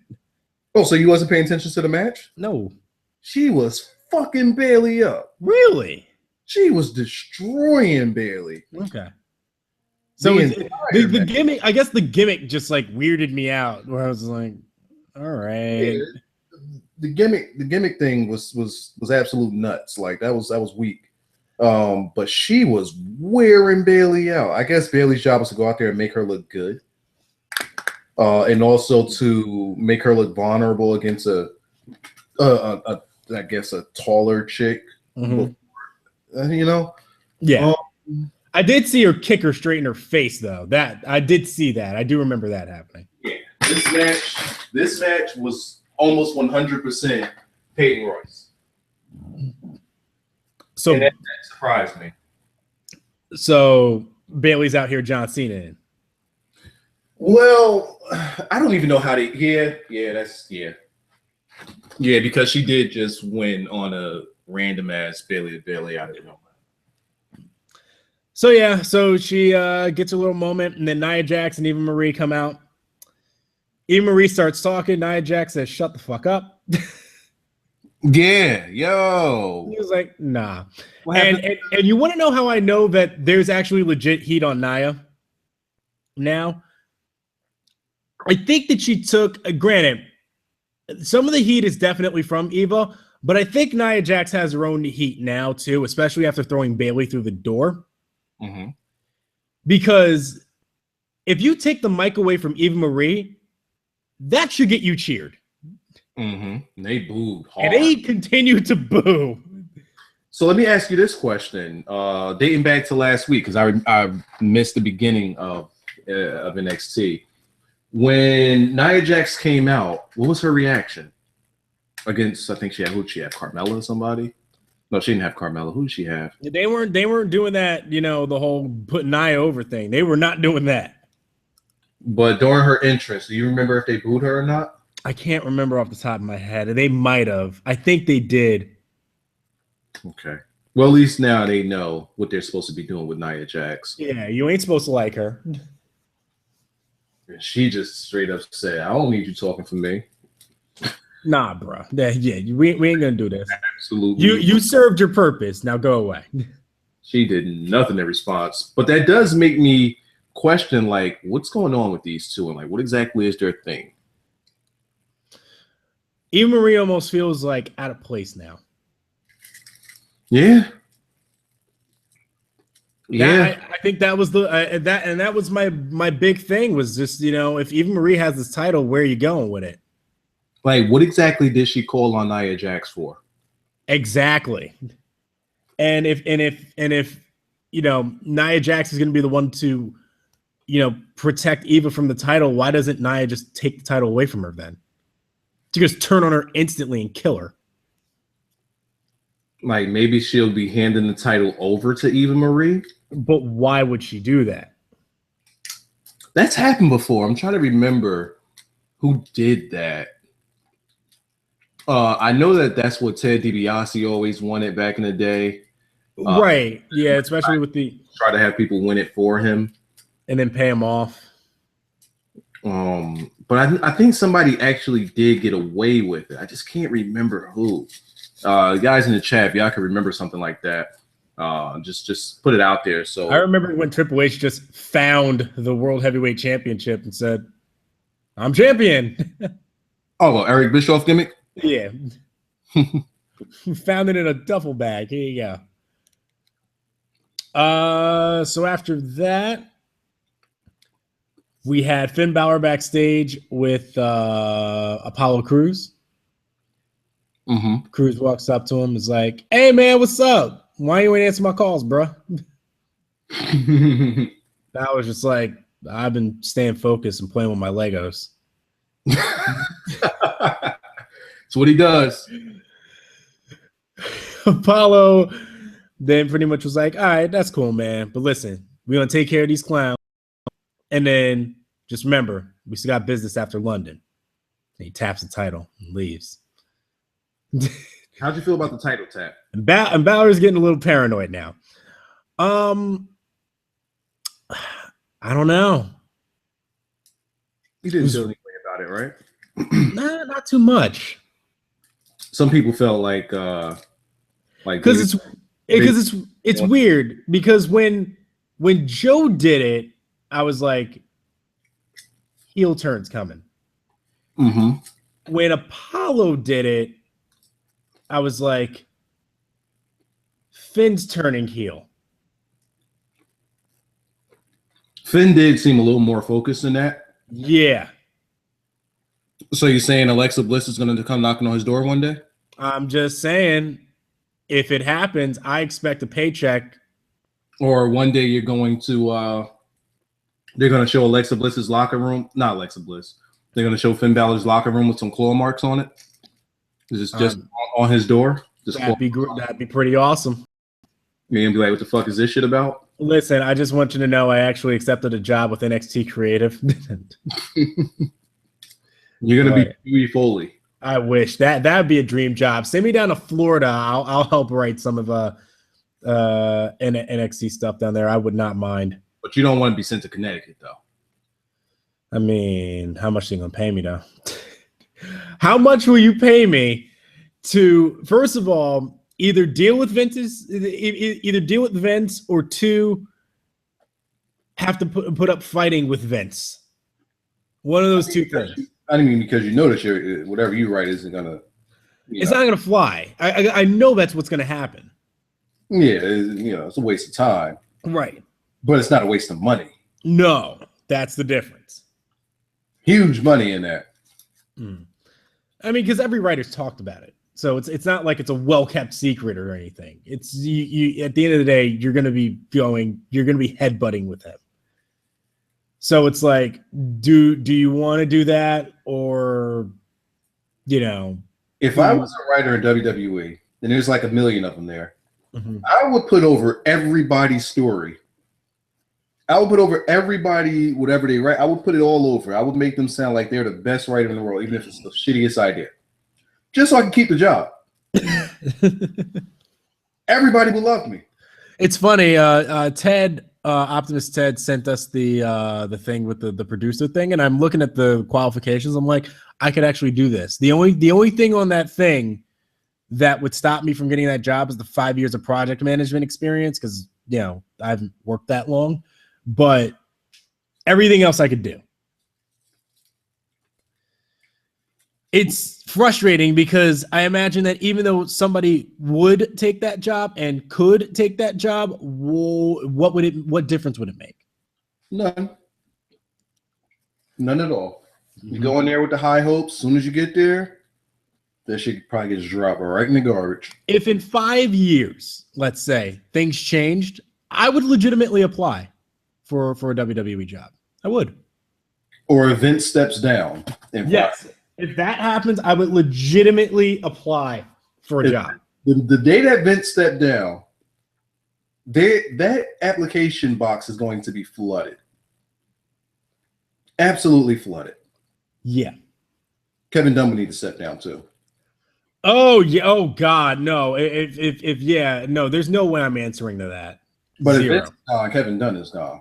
Oh yeah, there's no way Kevin Dunn stays. He'll leave on his own accord. So yeah, after that, Apollo and no. So they showed the video of Sami Zayn doing the John Cena Open Challenge. But yeah, they were pretty much telling you, hey, he's gonna be back next week. By the way, that special 3:00 on a Wednesday. I mean, I'll be here for it. I'll be late. You'll be at the workplace. Yeah, so if we want to do a review of it, we would have to wait until either Thursday or wait until about 8:00 so I can actually. When is your vacation? December 18th. Oh, all right. Yeah, after December 18th, I don't go back to work until January 5th. Wow. PTO, man. PTO. And y'all getting paid for? Ooh. It's a hell of shit. It's a lot of PTO rate. Oh, that's you requesting it? Yeah. Oh, okay. I thought y'all was going into like an off season and they were paying y'all for it anyway. No, yeah, no. So we rack up time off as the year goes by.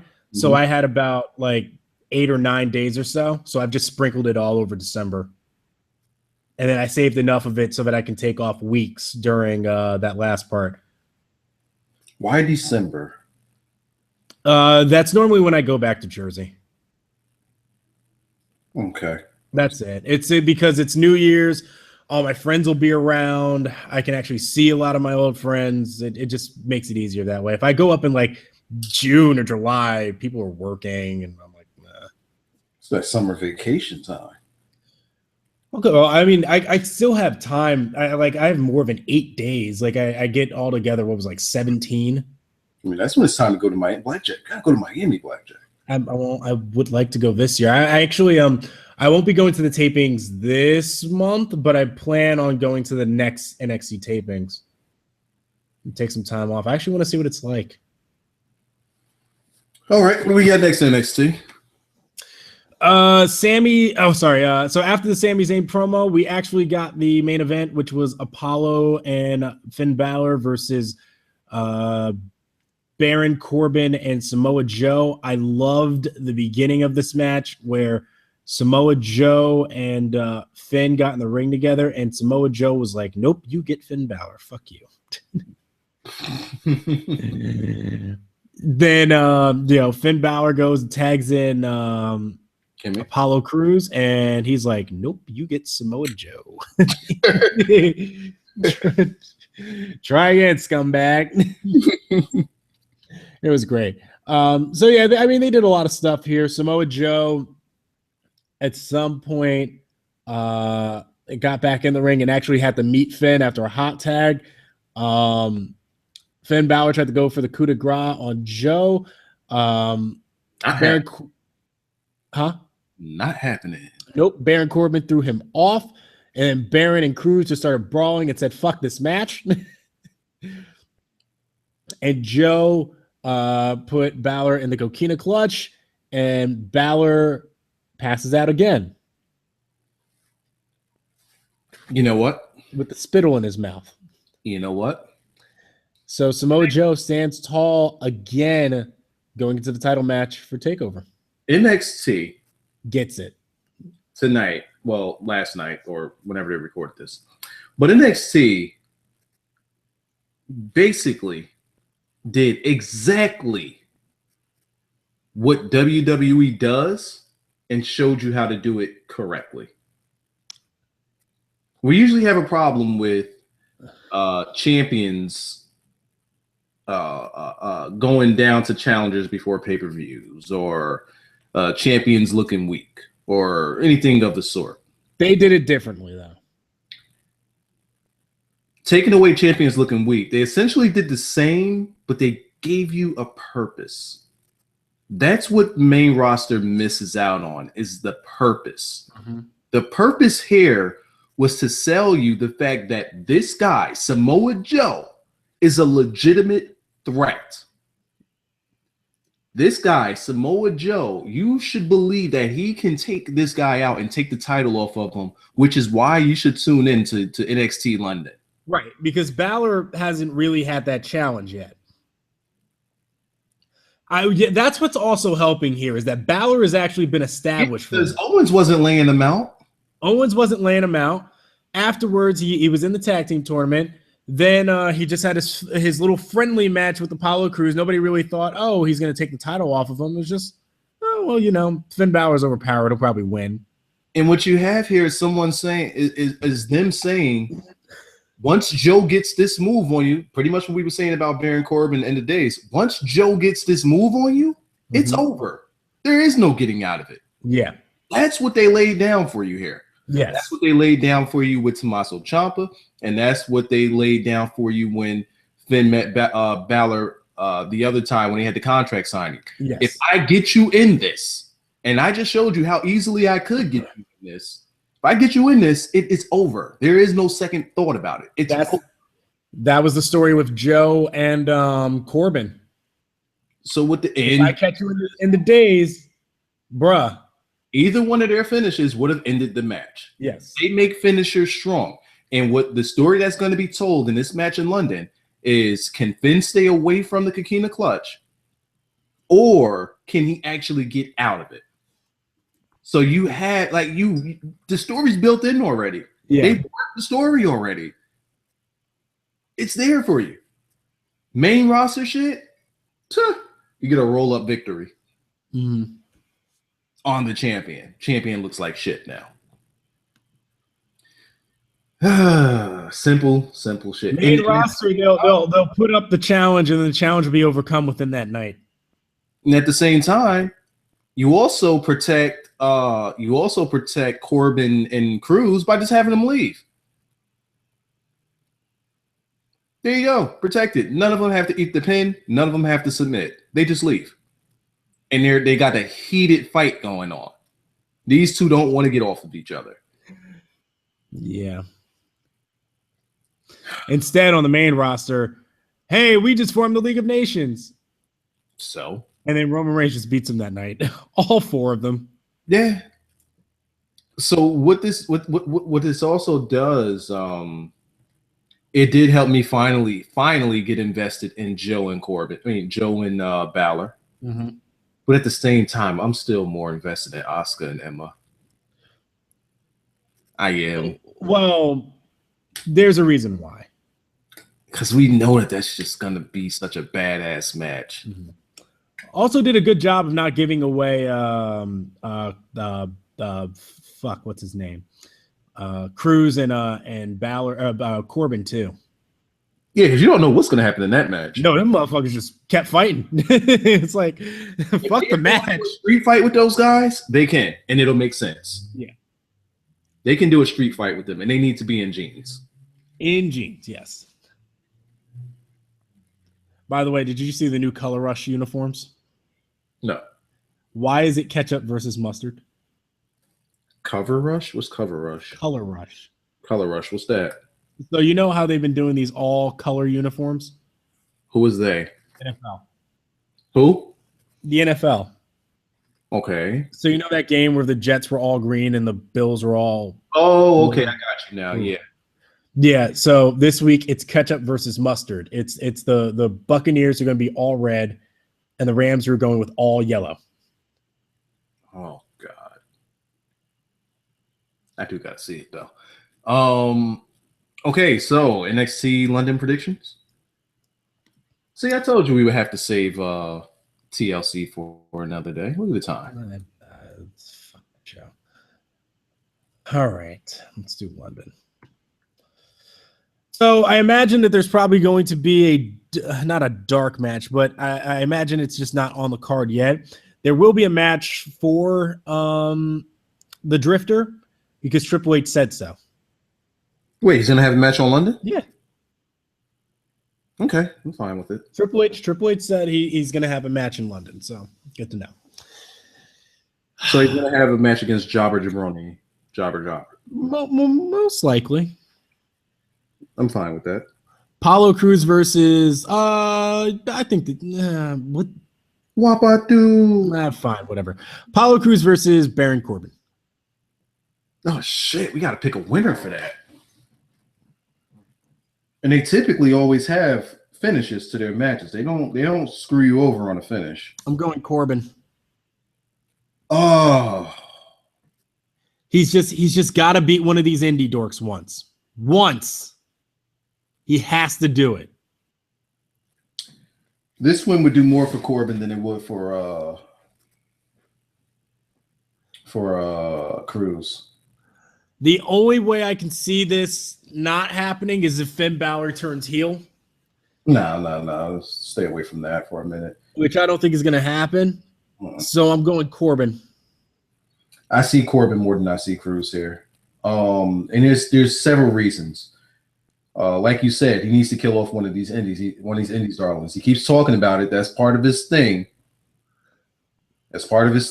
He needs to kill one of them off. Another thing is they put it in focus that Cruz has all these plans. He fought to get here. He's finally here at WWE. He's close to WWE. Good. Let's crush some dreams. It's the NXT title. He's got a lot to give you hope for. He's giving the fans something to get behind. And the best way to get that good, clean heat on Corbin is to just crush his dreams. Bring him right back down to reality. And it would do so much for Corbin, who's already established, whereas now with Cruz, you have it so that, it's not that easy. I do need to climb because think about it. Cruz's whole gimmick is what? Too easy. Well, let's make this hard then. This guy's gonna punch you in your face and say, "Nah, it ain't that easy, bro. You here at NXT now. This ain't Dragon Gate. You in NXT now. I'm gonna punch you in your face. This ain't easy. I've been here." I think there's more legs in Corbin winning, and just shifting the character a little bit of Cruz, just a little bit by having him lose here. I think that will work. Is it clean, or is it like surprise in the D's? Like, what do you got for me? It may be a surprise one, but I still want this shit to be clean regardless. Mm-hmm. It'll definitely be clean. It's gonna be a pretty good fight. It's gonna be a fight, not a match. It's gonna be a fight. Oh yeah, it is. Yeah, I'm looking forward to it, man. Seeing a fired up Apollo Crews. How Corbin could slow all that. Well, we know how he could slow it down. He's just gonna punch you in the face. That'll slow your ass down. Yeah, I'm with it. Yeah, I got Corbin here. All right. Dash Wilder and Scott Dawson versus Enzo and Cass. Got Dash and Dawson here. Yeah, Enzo and Cass built up that heat to get you invested in this match. They're gonna take this L though, and it's gonna give the mechanics that much more heat because the guys who don't have a match that I know about, to my knowledge, is Jordan and Gable. And when the mechanics are taking them out, when they're injuring them, who shows up to save them and to save the day? Jordan and Gable, setting up their match. Yeah, because Jordan and Gable don't have a match at TakeOver. There you go. Set it up. It's going to be set up. There it is. Give me next one. Asuka versus Emma. Emma's going to die. I'm sorry. I'm sorry, Emma. We've been pretty vocal about this match for weeks now. I'm sorry it's got to happen, Emma, but you're going to die. We all got Emma. I mean, not Emma. We all got Asuka here. Emma's going to hold this L. And I'm hoping that it's the match that steals the show. That's all I got for you. I got Asuka. Bayley versus Nia Jax. This one comes off as easy, but I don't know here. This one I'm not too sure, but you got to sell me on this one. You got to sell me on this one. I really, you got to sway. You got to sway me one way or the other. Like right now, I'm completely like on the fence here. I'm both sides of the fence on this one. Sounds like you are too.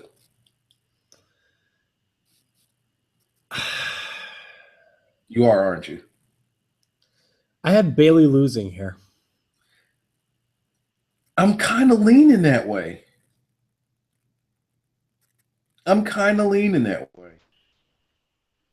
But you're not strong about it, are you? I guess I'm not. This is actually a tough one. And I can't even make sense of it.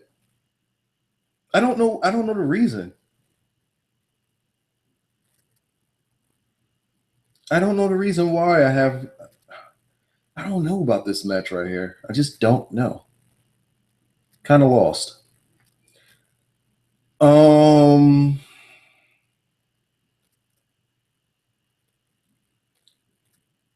If I have Nia Jax winning this match, I think it'll be in dominant fashion. And I think she'll be handing over the belt to Eva Marie. I don't think she's just handing over the belt. You don't want Eva Marie to have she don't want her to be anywhere near that title. I see no wheels with it. There's heat with it. I know there's heat, but like, how far can you go with this? You know what I mean? You know what? I think you can go way farther with Nia Jax as champion than you can go with Eva Marie as champion. Here's why I lean the other way. Okay. With Eva Marie being champion. Nia Jax comes out and dominates Bayley. All right? Okay. So you're wondering, damn, who can take this shit down? But then you have Asuka, because eventually you got to set up Asuka and Nia Jax. But where's the heat for Eva Marie in this? See, but if you give Eva Marie the title and you make Nia Jax the obstacle, because now you have a dominant Nia Jax who can protect Eva Marie, who needs all the protection she can get. She has to get through Nia Jax in order to get to Eva Marie. Nia Jax can be Asuka's first loss if she hugs her. She likes hugging. No, that's Bailey. I'm sorry, wrong gimmick. Nia Jax can be Asuka's first loss, and she has to get past her to get to that title because I think that there's more. I think there's a better reaction for Asuka beating Eva Marie than beating Nia Jax. I don't know if I agree with that or not. Well, shoot it. The only reason I say that, I would have to see what kind of reaction Nia Jax gets in London. I imagine she's probably actually going to come out alone. From what I read, it seems like Eva Marie's not even making a trip. Nope. She wasn't on the list. Mm-mm. That could change, but as of now, she's not even on the list. Let's see. I want to see what kind of reaction Nia Jax actually gets on the show. Because if she gets a lot of the reaction, then I can't agree with you. But if she doesn't get this, I don't want to say the same amount, but if she doesn't get a justifiable amount of heat, then I can agree. I don't think she would get the same amount of heat alone as she would as if she would be with Eva Marie. Well, I mean, I think, truthfully, I think that this is what it really was that they did that so that they could rub the heat from Eva off on Nia. Yeah. Because I don't think they want to go long term with the plan of Nia Jax Eva Marie as champion. That's going to be a hard thing to try to book. I don't think it would. Because Nia Jax is the obstacle. You like obstacles. Nia Jax is the obstacle. I love obstacles, but how does that obstacle, affect matches? Well, outside of, she can be outside, but I mean, that just takes a ref disqualification. That just takes Regal saying, no. Because this ain't WWE where it's just like the Authority would just allow that shit and just not give a fuck. This is NXT where things. Well, we don't know how long Regal's going to be out. Huh. And at the same token, you did have Shawn and Diesel, and it worked. I mean, Shawn could work, but if he was in danger, Diesel was there. I have Nia here. I don't know what's going to happen afterwards. I have Nia. All I know is I have Nia. Like all of this, with all of this going on, I don't even see a reason for Bayley to have the title. I'm not feeling her as champion right now anyway. I don't see a reason for her having the title. Like, she's not really. What storyline does she have?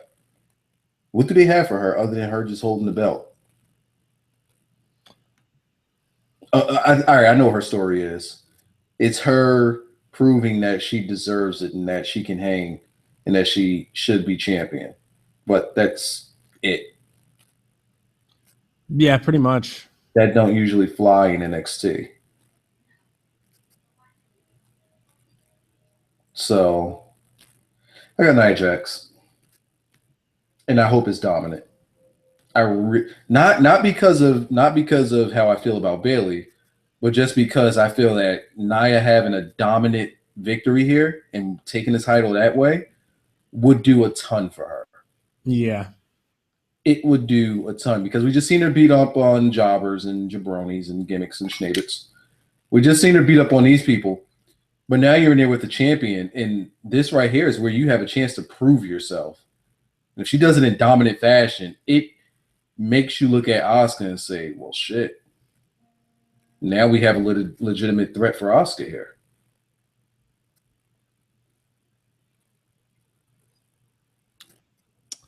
Yeah. Okay. I don't have anything else to add. Next match. Balor Joe. There's no other tag team matches? Like, nothing? Mm-mm. Interesting. All right, shoot it. Balor Joe. Oh, shit. I got Balor. I think the story that they're building up here is that Finn is getting choked out by Joe every single show. Mm-hmm. And I think the underlying storyline that fortunately nobody has talked about yet, and then they've done a very good job of not selling, is he's going to have to bring the demon. We haven't seen it in a long time, too. Nope. And guess what? He ain't about to beat Samoa Joe regular. I was thinking about that as he came out. Another thing is how they're changing his music up a bunch, aren't they? No, just the intro. Yeah, the intro to the music. How many times have they changed it? They haven't changed it a lot. They've been tweaking that little intro part for a little bit. Is it necessary though? They're doing it. From what I've heard, I think they're doing it so that To go along with the jacket gimmick? yes. And then the demon gimmick has its own intro? So like like when this music hits, he's coming out as this music hits, he's coming out for realsies this time? I guess so. I don't know.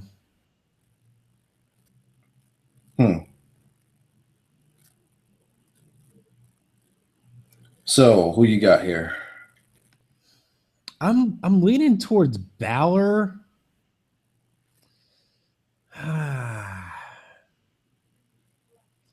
with Balor. I think I'm going Balor, but just be weird if he didn't turn. Like I see him turning. Here? Not in this match, no, but maybe after. Like it won't be immediate, huh? Who's he turning on? It won't be immediate, but I think maybe he feels that sense of urgency. Because you remember when, like, Joe or on a different show? and on a different show. Okay, I see. I'm talking about this show. No, No, I don't have Finn turning anything on this show. unless Cruz comes out after the match, which I don't think he'll do. If I have Corbin winning, that doesn't matter anyway. Yeah, you know what? Yeah, I'll go with Balor. I'll go with Balor because he'll have the demon. What's it going to do for Joe?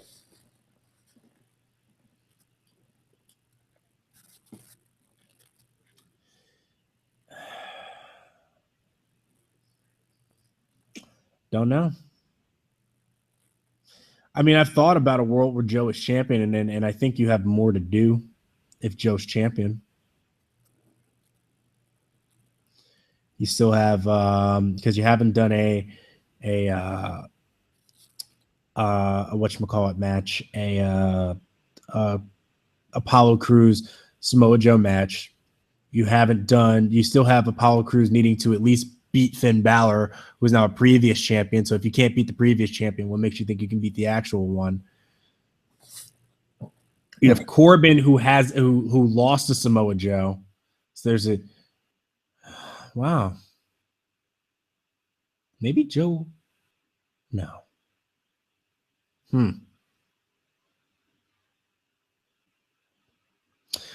mean, it would make sense. Joe's been dominant every single week. He has. And but here's the thing. They haven't exactly been mentioning that. Like, have you heard them saying who can stop Joe? No, I haven't. So I don't think that they're necessarily, even though he has been, I don't think that they're playing into it. No. And like Digestive Ceremony says, basic WWE 101 tells you that Joe choking out Finn on the Go Home show saying that Finn's winning at the pay-per-view. But this is NXT. Yeah. They don't book like that. Yeah. Sasha stands on your...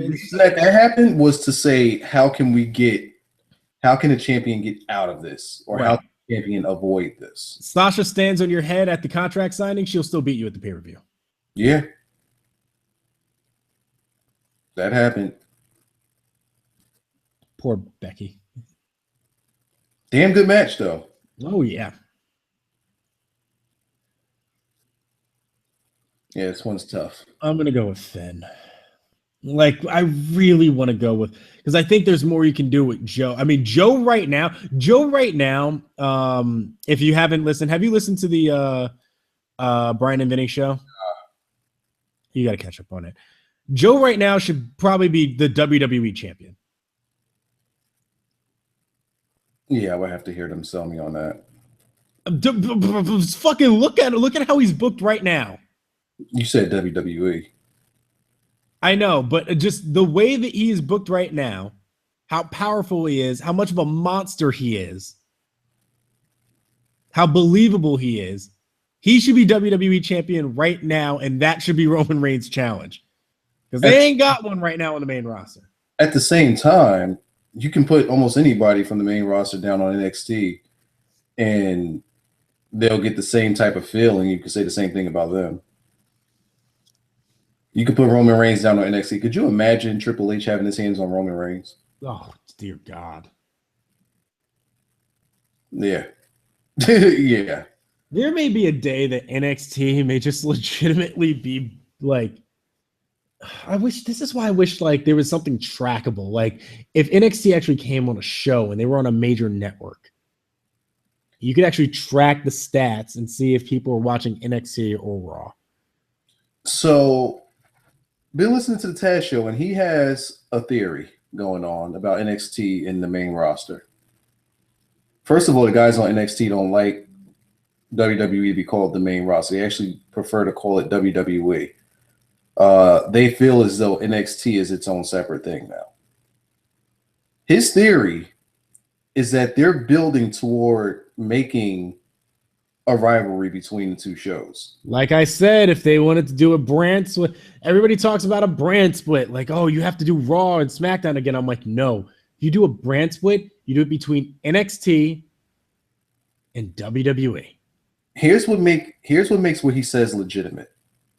Because at first, he was just messing around because of the whole Ronda Rousey, Holly Holm thing and how he had heat on that because he said that he believes that it was a work between Ronda Rousey and Dana White.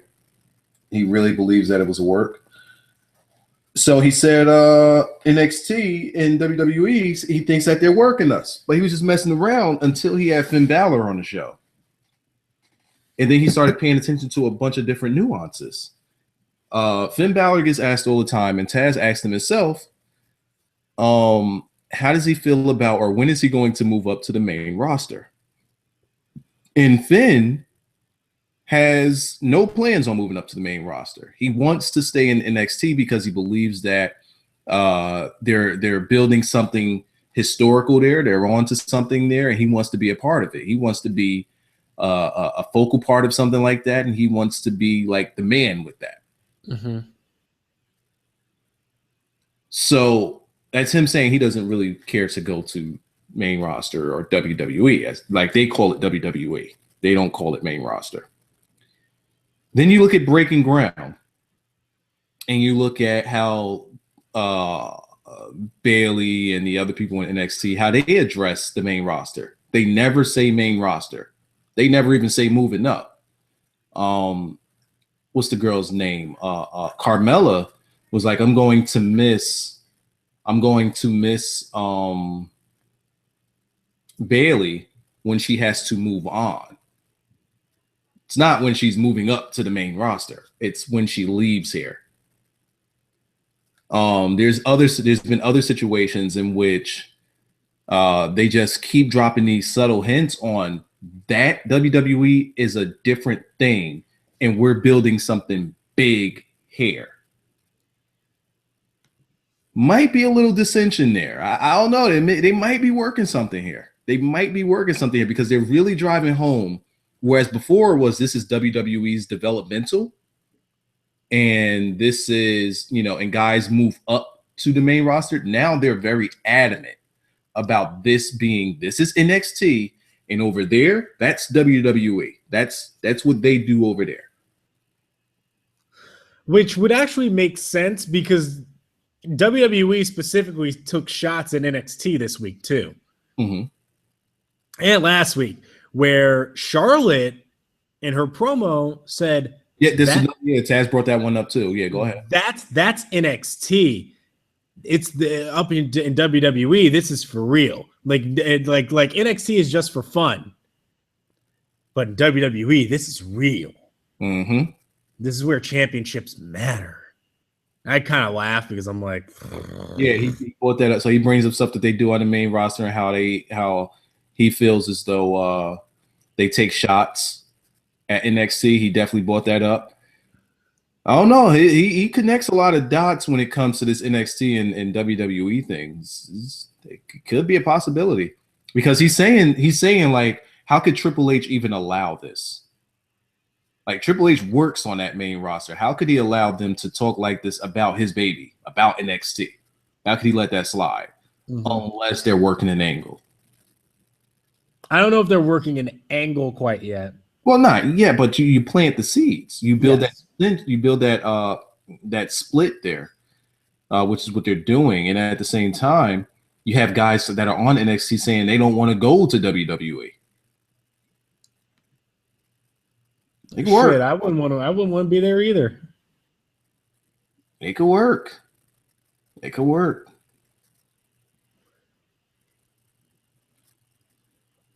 But yeah, that's all I got. Do we check out the Twitters? Sure. Let's see. God damn it. Why is there 91 notifications? Fuck us. This is going to be harder to do the more following we get. I scrolled down and saw Brock Lesnar. All right, let's see. Oh, fuck. Come on. Give me 2 hours ago. Come on, get faster. All right, here we go. Oh, shit. This Kevin Owens picture. All right. God damn it. There's a what the fuck? Bruh. Bruh. Wait till you see this Roman Reigns thing here. And down in that 2 hour area. 2 hour area. Okay. Here we go. Oh, the Ryback and the okay. Wow. Okay. Wow. Sorry I saw that Jeff Hardy one. Oh yeah, it's above that. All right, so I guess we start out with we don't start with Jeff Hardy because that was 4 hours ago. Well, yeah, you can take it. Go ahead. Because it works. Oh my God. That's awful. I don't even know if I feel bad retweeting that. It's MVP like lying on top of Jeff Hardy in a hole. Jeff Hardy's got like this shocked look on his face. And it's from Amir 21221. Nah, that's getting retweeted. When she says she wants to try anal. They got to see the face. And they got to see how, I was about to say Mark Henry because of what he's wearing. That's MVP, bruh. He is like humped over this guy. Yes, bruh, MVP. How you gonna say Mark Henry? Mad back action. And his fit, bruh. Let me see.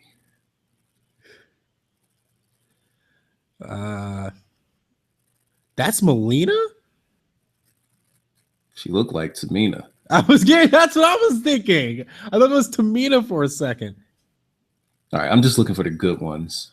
Me too.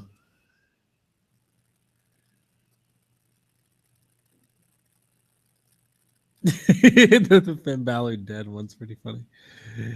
Zach Attack. Finn Balor's always dead. Well, you try to cram in some last minute studying for finals at the last minute. I know that feeling.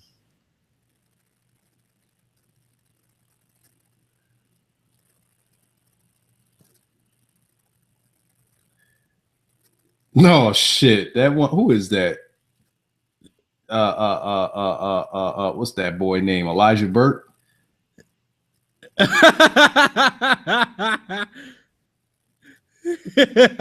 see it. The one from Quest. Yeah, that's pretty funny. The when your girl on her period, but she said she'll give you head to make up for it. Well, how did he do? Like that's some Alexa Bliss. Like, oh shit, I wasn't even talking about that one. I was talking about the one under it. Oh shit, but yeah, your girl on her period, but she said she geese. Oh boy. Let me see. Let me smash. That one's fucked up because it's a fan. But when you see your ex and she downgrade, Did you see that one? That was funny. The Dean Ambrose and then the Roman Raw. That's Samoan John Cena. He put John Cena's face on Roman. Bruh, that looks so scary. It really does. That's frightening. I actually don't want to look at it. Yeah, that looks pretty damn scary. The Dean Ambrose one is pretty funny, like judging his face. Dean Ambrose looks like he farted and pretended he didn't smell anything. I just love that one. I love that picture because it's just like, this is clearly something I would never do. Why are you making me do this shit? That's the look that he has on his face. All right, I'm back to looking. This looks like he just saw his friend get slapped by his mom. Nah, Vince looks like he's getting head in that picture. All right, now I'm on Keith Owens.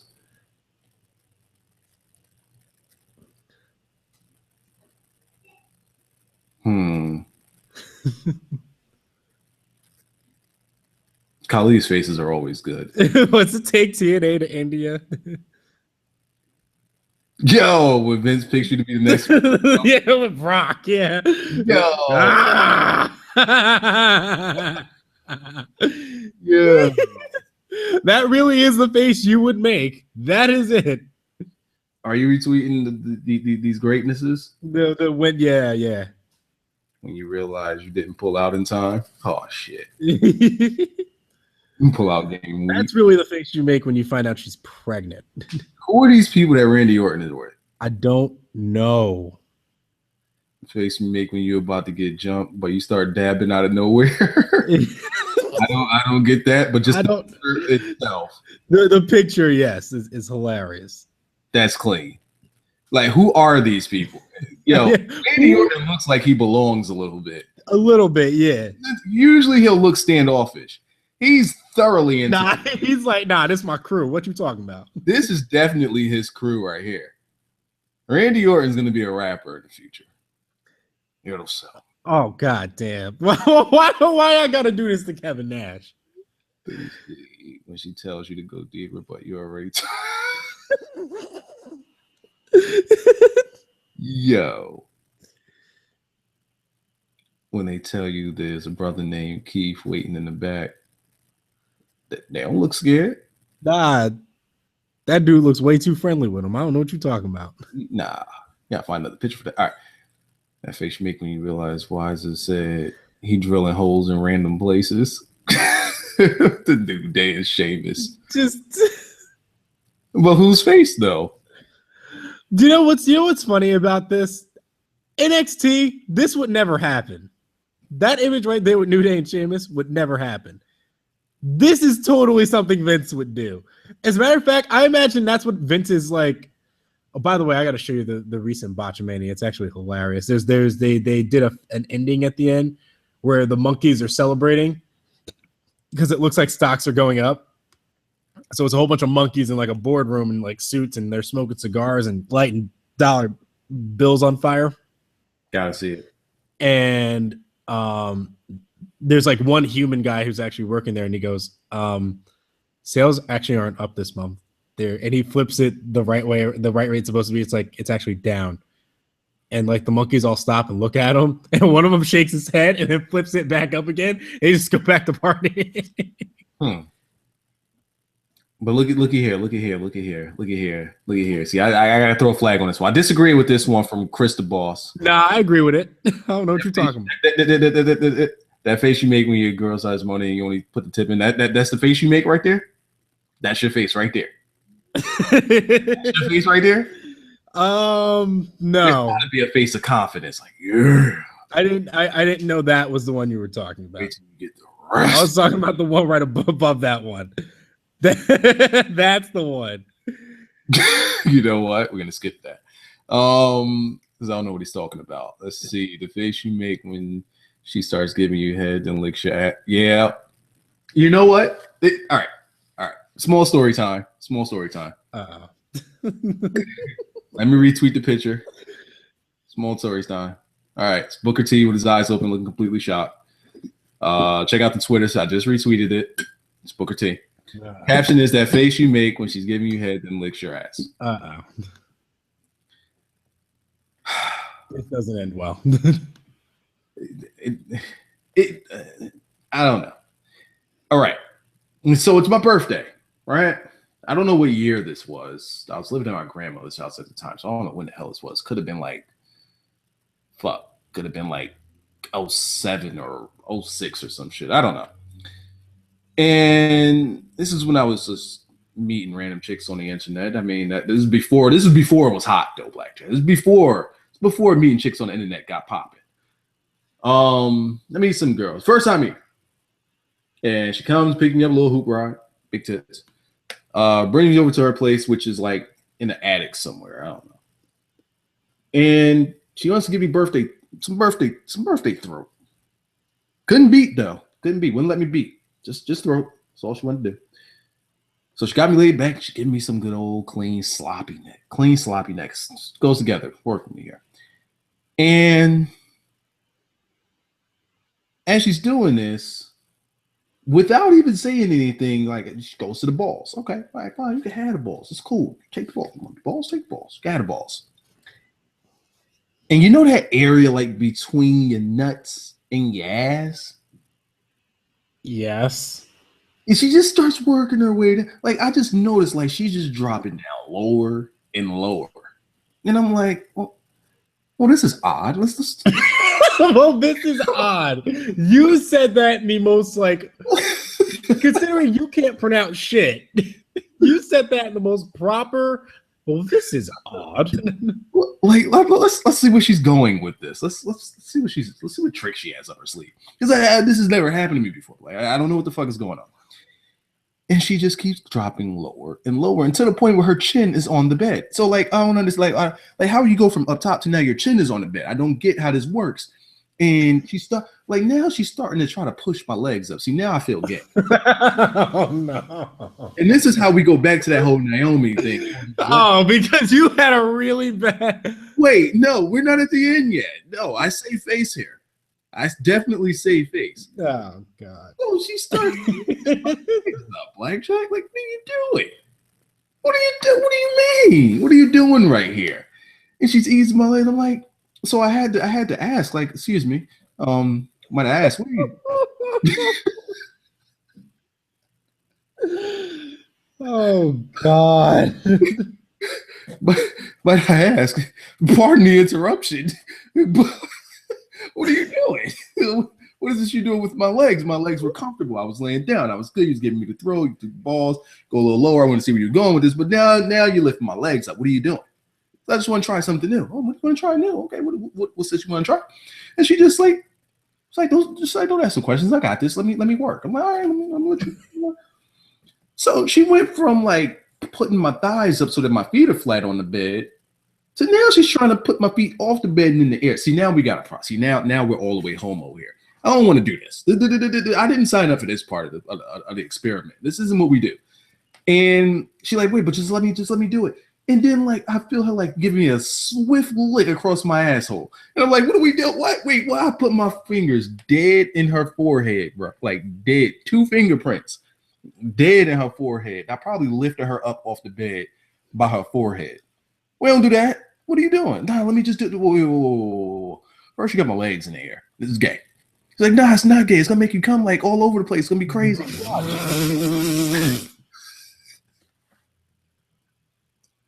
And I'm like, no fucking way in hell are you about to Naomi me. It's not going to happen. No. So the way that ended was I really did like put an indention in her forehead and I left to go get some Chinese food. Told her I was leaving to get some Chinese food. I'll bring her some back. And I just walked home. That was good. That wasn't happening. Well, this just gave new meaning to Clean Finish Podcast.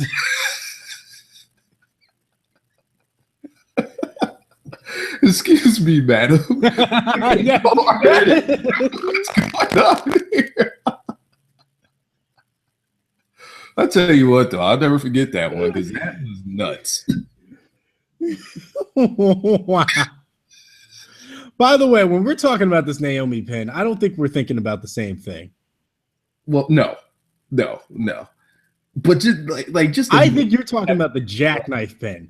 The pin I'm thinking about, there's no way you feel bad about this one. bro, if your legs are in the air, man. but her face is nowhere near you. Nah, It is just her ass in your face.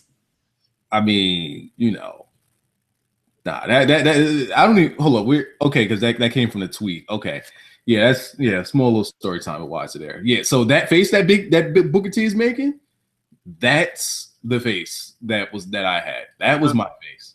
Okay. Absolutely, that's the face. So that's perfect. That's absolutely perfect. Oh boy. Whoa, what the? All right, I'm looking at the pen. No, that's not what I'm talking about. Yeah, because that's what I thought you were talking about. I'm like, I don't see the problem. No, if your back is completely flat and your ass is on the mat, but she got your legs up in the air and spread, that's kind of gay.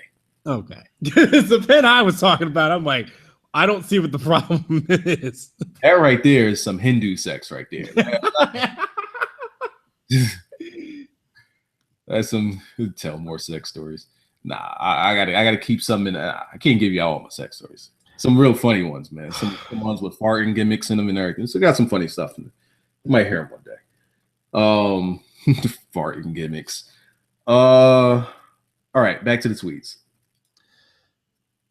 When you find out what the USA Networks considers real mature television, it's just New Day and Bad just dancing in the ring. By the way, Big E sent the same GIF of them all dancing in the ring. Sent the same GIF over to Jimmy Uso. So say, hey, Jimmy, look to the left. Didn't I tell you? I told you. Like, I got your bitch. Yo, Tamina is keeping mad distance though. Look at Tamina's distance. Tamina is damn near outside the ring with the dance. Tamina's like, this is weird. All right, let's see. Someone wants your food? Yeah. Titus O'Neil looks like he's that guy who always said, you gonna finish that? And licks his lips. He's the guy in Teenage Catering. When she's on her period, but you still eat her. I have to go back and watch that match. Was John Cena really bleeding this much? Yeah. JBL killed his ass. Yeah, I swear I love their feud. Man, that's a lot of blood. That's shit. That's a 19 on the Muda scale. Yeah, that shit is out of control. You gonna finish that and then licks his lips. Yeah. When he the licks the lips part, that right there sold it on me. Yeah.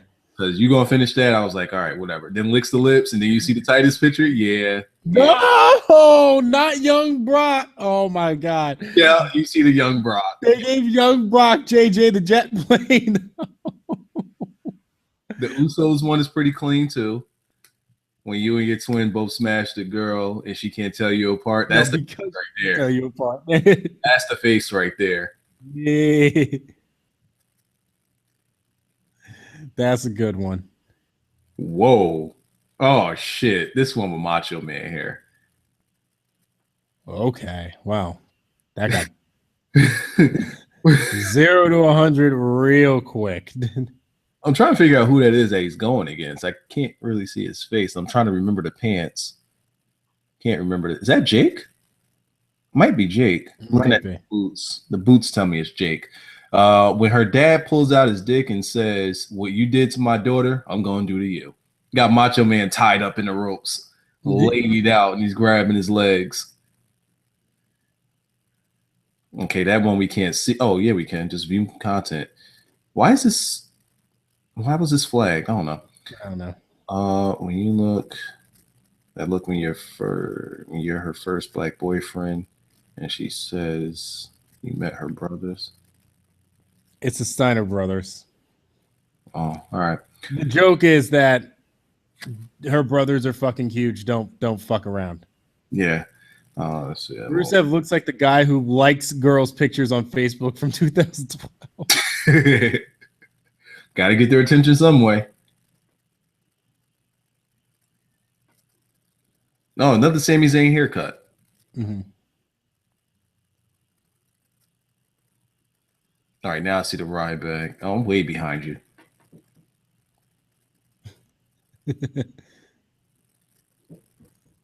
I hope there's not a ton when I scroll up. You know what's funny about this picture? If I didn't know Brock Lesnar was Brock Lesnar, that picture of him with the glasses. That would be legit. Yeah, that would be legit. I would have just thought, oh, it's just some fat white kid from like Iowa, maybe. They look like you could beat him up.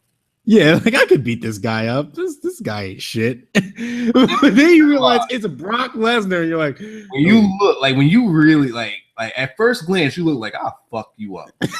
yes. But then you look at this picture just a little bit more, and you start to realize, like, wait, where's his neck? Yeah, where's his neck? Look What at are these? his shoulders. Look at his shoulders. Where are they? You might want to step back a little. Yeah, You he might wanna- got bigger all of a sudden. I don't know when that happened. You see Seth Rollins when you search in WWE nudes looking for divas, and you see Seth Rollins. Vince's neck. All right, let's see. John Cena looks like he's listening to an Eva Marie program or promo. Oh shit, they got the Brock on the elevator. Wait, what? Yeah, just the Brock on the elevator one was always good. No the matter Rainmaker might have just won when you first go to jail and see your cellmate. the Brock on the elevator is always like That I missed that one, man. son. Could you imagine that guy dropping the soap in front of Brock? And Brock Oh dear God, no. all right, what's this Dean gimmick about? All right, gonna skip that one. All right, when your ex talks shit about your sex game, but she still swallowed. Just some random funny picture there. I don't know. Just, When 5 minutes in, and she I'm says, mad there's not more Jake the Snake pictures. when you're 5 minutes in, and she says, "Are you in yet?" Undertaker's face. Oh, so it's Migo. Oh shit! the CM Punk and Paul Heyman one. All right, that worked. You find out his name's Keith? With the eyebrow on Yes. zoom in. My favorite part about that whole GIF is that like Heyman's body is tilted like all to the right, and the only thing he moves is his face.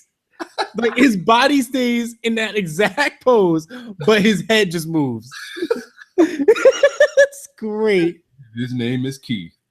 Oh boy. Shit, the next one can have the same caption. CM Punk. It does have the same caption. CM Punk turned into Randy Orton right there. That was great. He did, but that one and then the next, and it's by two different people, and Wow. they have almost the same caption. When you about to fight a dude, they find out their name's Keith. Nah. Chill. I gotta chill. Could you imagine Brock has a son and he names him Keith? Keith Lesnar? Oh, Jesus. It'll work. Isn't his son's name like Turk? Yeah, this dude, man, Brock. Man, come on, bro. Why are you trying to make like mini Vikings, man? With a black man. All right, don't care about that. Reaction to booking says you have to lose clean and you kick out two. Pacific the bad face you make. Ah, shit. That face you make in Wise's. That face the girl in Wise's stories. That wait, what? The face that the girl in Wise's story thought he was gonna make. Clean out my eyes a little. Yeah, nah. Yeah, nah. When you finish taking a dump, what she said, she want to eat your ass. Yo, the way Woo! he got back up. That's pretty clean. Woo! When she licks your ass, I gotta set her straight. Oh man. Okay. Shit. I said who my winner was and I completely forgot now. When you get called up to the main roster. All right. My winner is gonna go to the Rainmaker for when you first go to jail and see your cellmate, just for bringing back the Brock Lesnar in the elevator gimmick. Look at this one. The Rock looks like the dude who exaggerates his dick size to get hoes. Dude, I don't even need to see the picture. I buy that. But look at what he's doing, though. Okay, that's actually pretty good. The Jake Miller 519. Oh, let's see. This one with Brock, not Brock, but Ryback got dude hemmed up in the shower. Yeah. Brazzers. Let's see the face you make when you find out losing the U.S. title to Hakeem Del Rio. All right, I gotta give me a little backstory on Hakeem there. This Ric Flair one is pretty funny to me. This Paul Heyman one is that's really good. Shit. Even this one, when your ex talks shit about your sex game, but this is DQ though by Matt Davis. This is DQ here. This is a black picture. I'm just gonna skip that as a matter of fact because it got DQ'd. John Cena listened to an Eva Marie program. Oh, some of these are pretty tough. Like the top ones are really tough, and then the rest of them are like, yeah. The tightest lick your lips thing. That's pretty gold. Ah, boy. But the Booker T one, since I made a story off of it, and I made it. You might have to make that a winner just because you made a story off of it. I'm because that face just really, really tells the story. Like that is close to the face as you're gonna get when someone just swiftly licks across your asshole. That's the face you make right there. Your dread's gonna be dropped there. All right, let's see. Tore both quads. This Randy Orton picture is just a great ass picture. Didn't pull out in time. Samoan Juan Cena. Oh, fuck. These are some good, especially this one with the Elijah Burke when the girl's in the period, but she's gonna give you head to make up for it. And the way the smile creeps up on his face. These are tough. Some of these are really, really tough. You know what? I know my winner.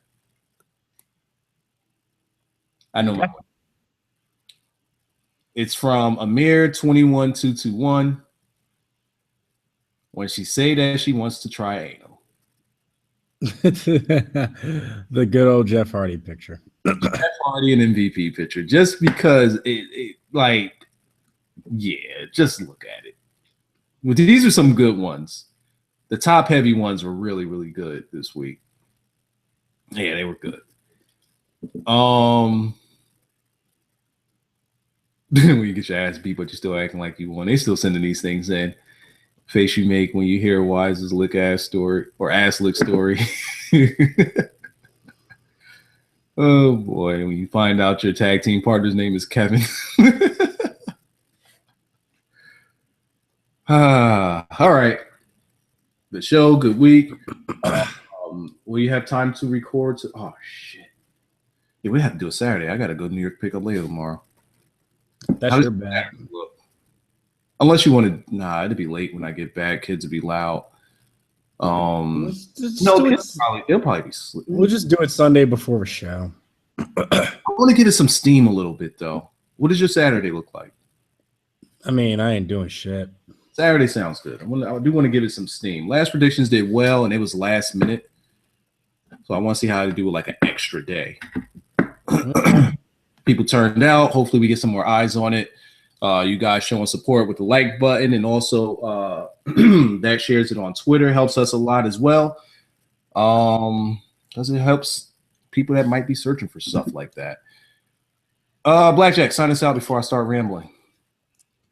Thanks again for joining us this week for the Clean Finish podcast. For December 10th, 2015, it's Blackjack and Wiza at It's 21 Blackjack at Wiza Now. Remember to follow us on Twitter at Need Clean Finish Podcast. We'll see you we'll see you this Saturday, one of these days, whichever. Later, guys.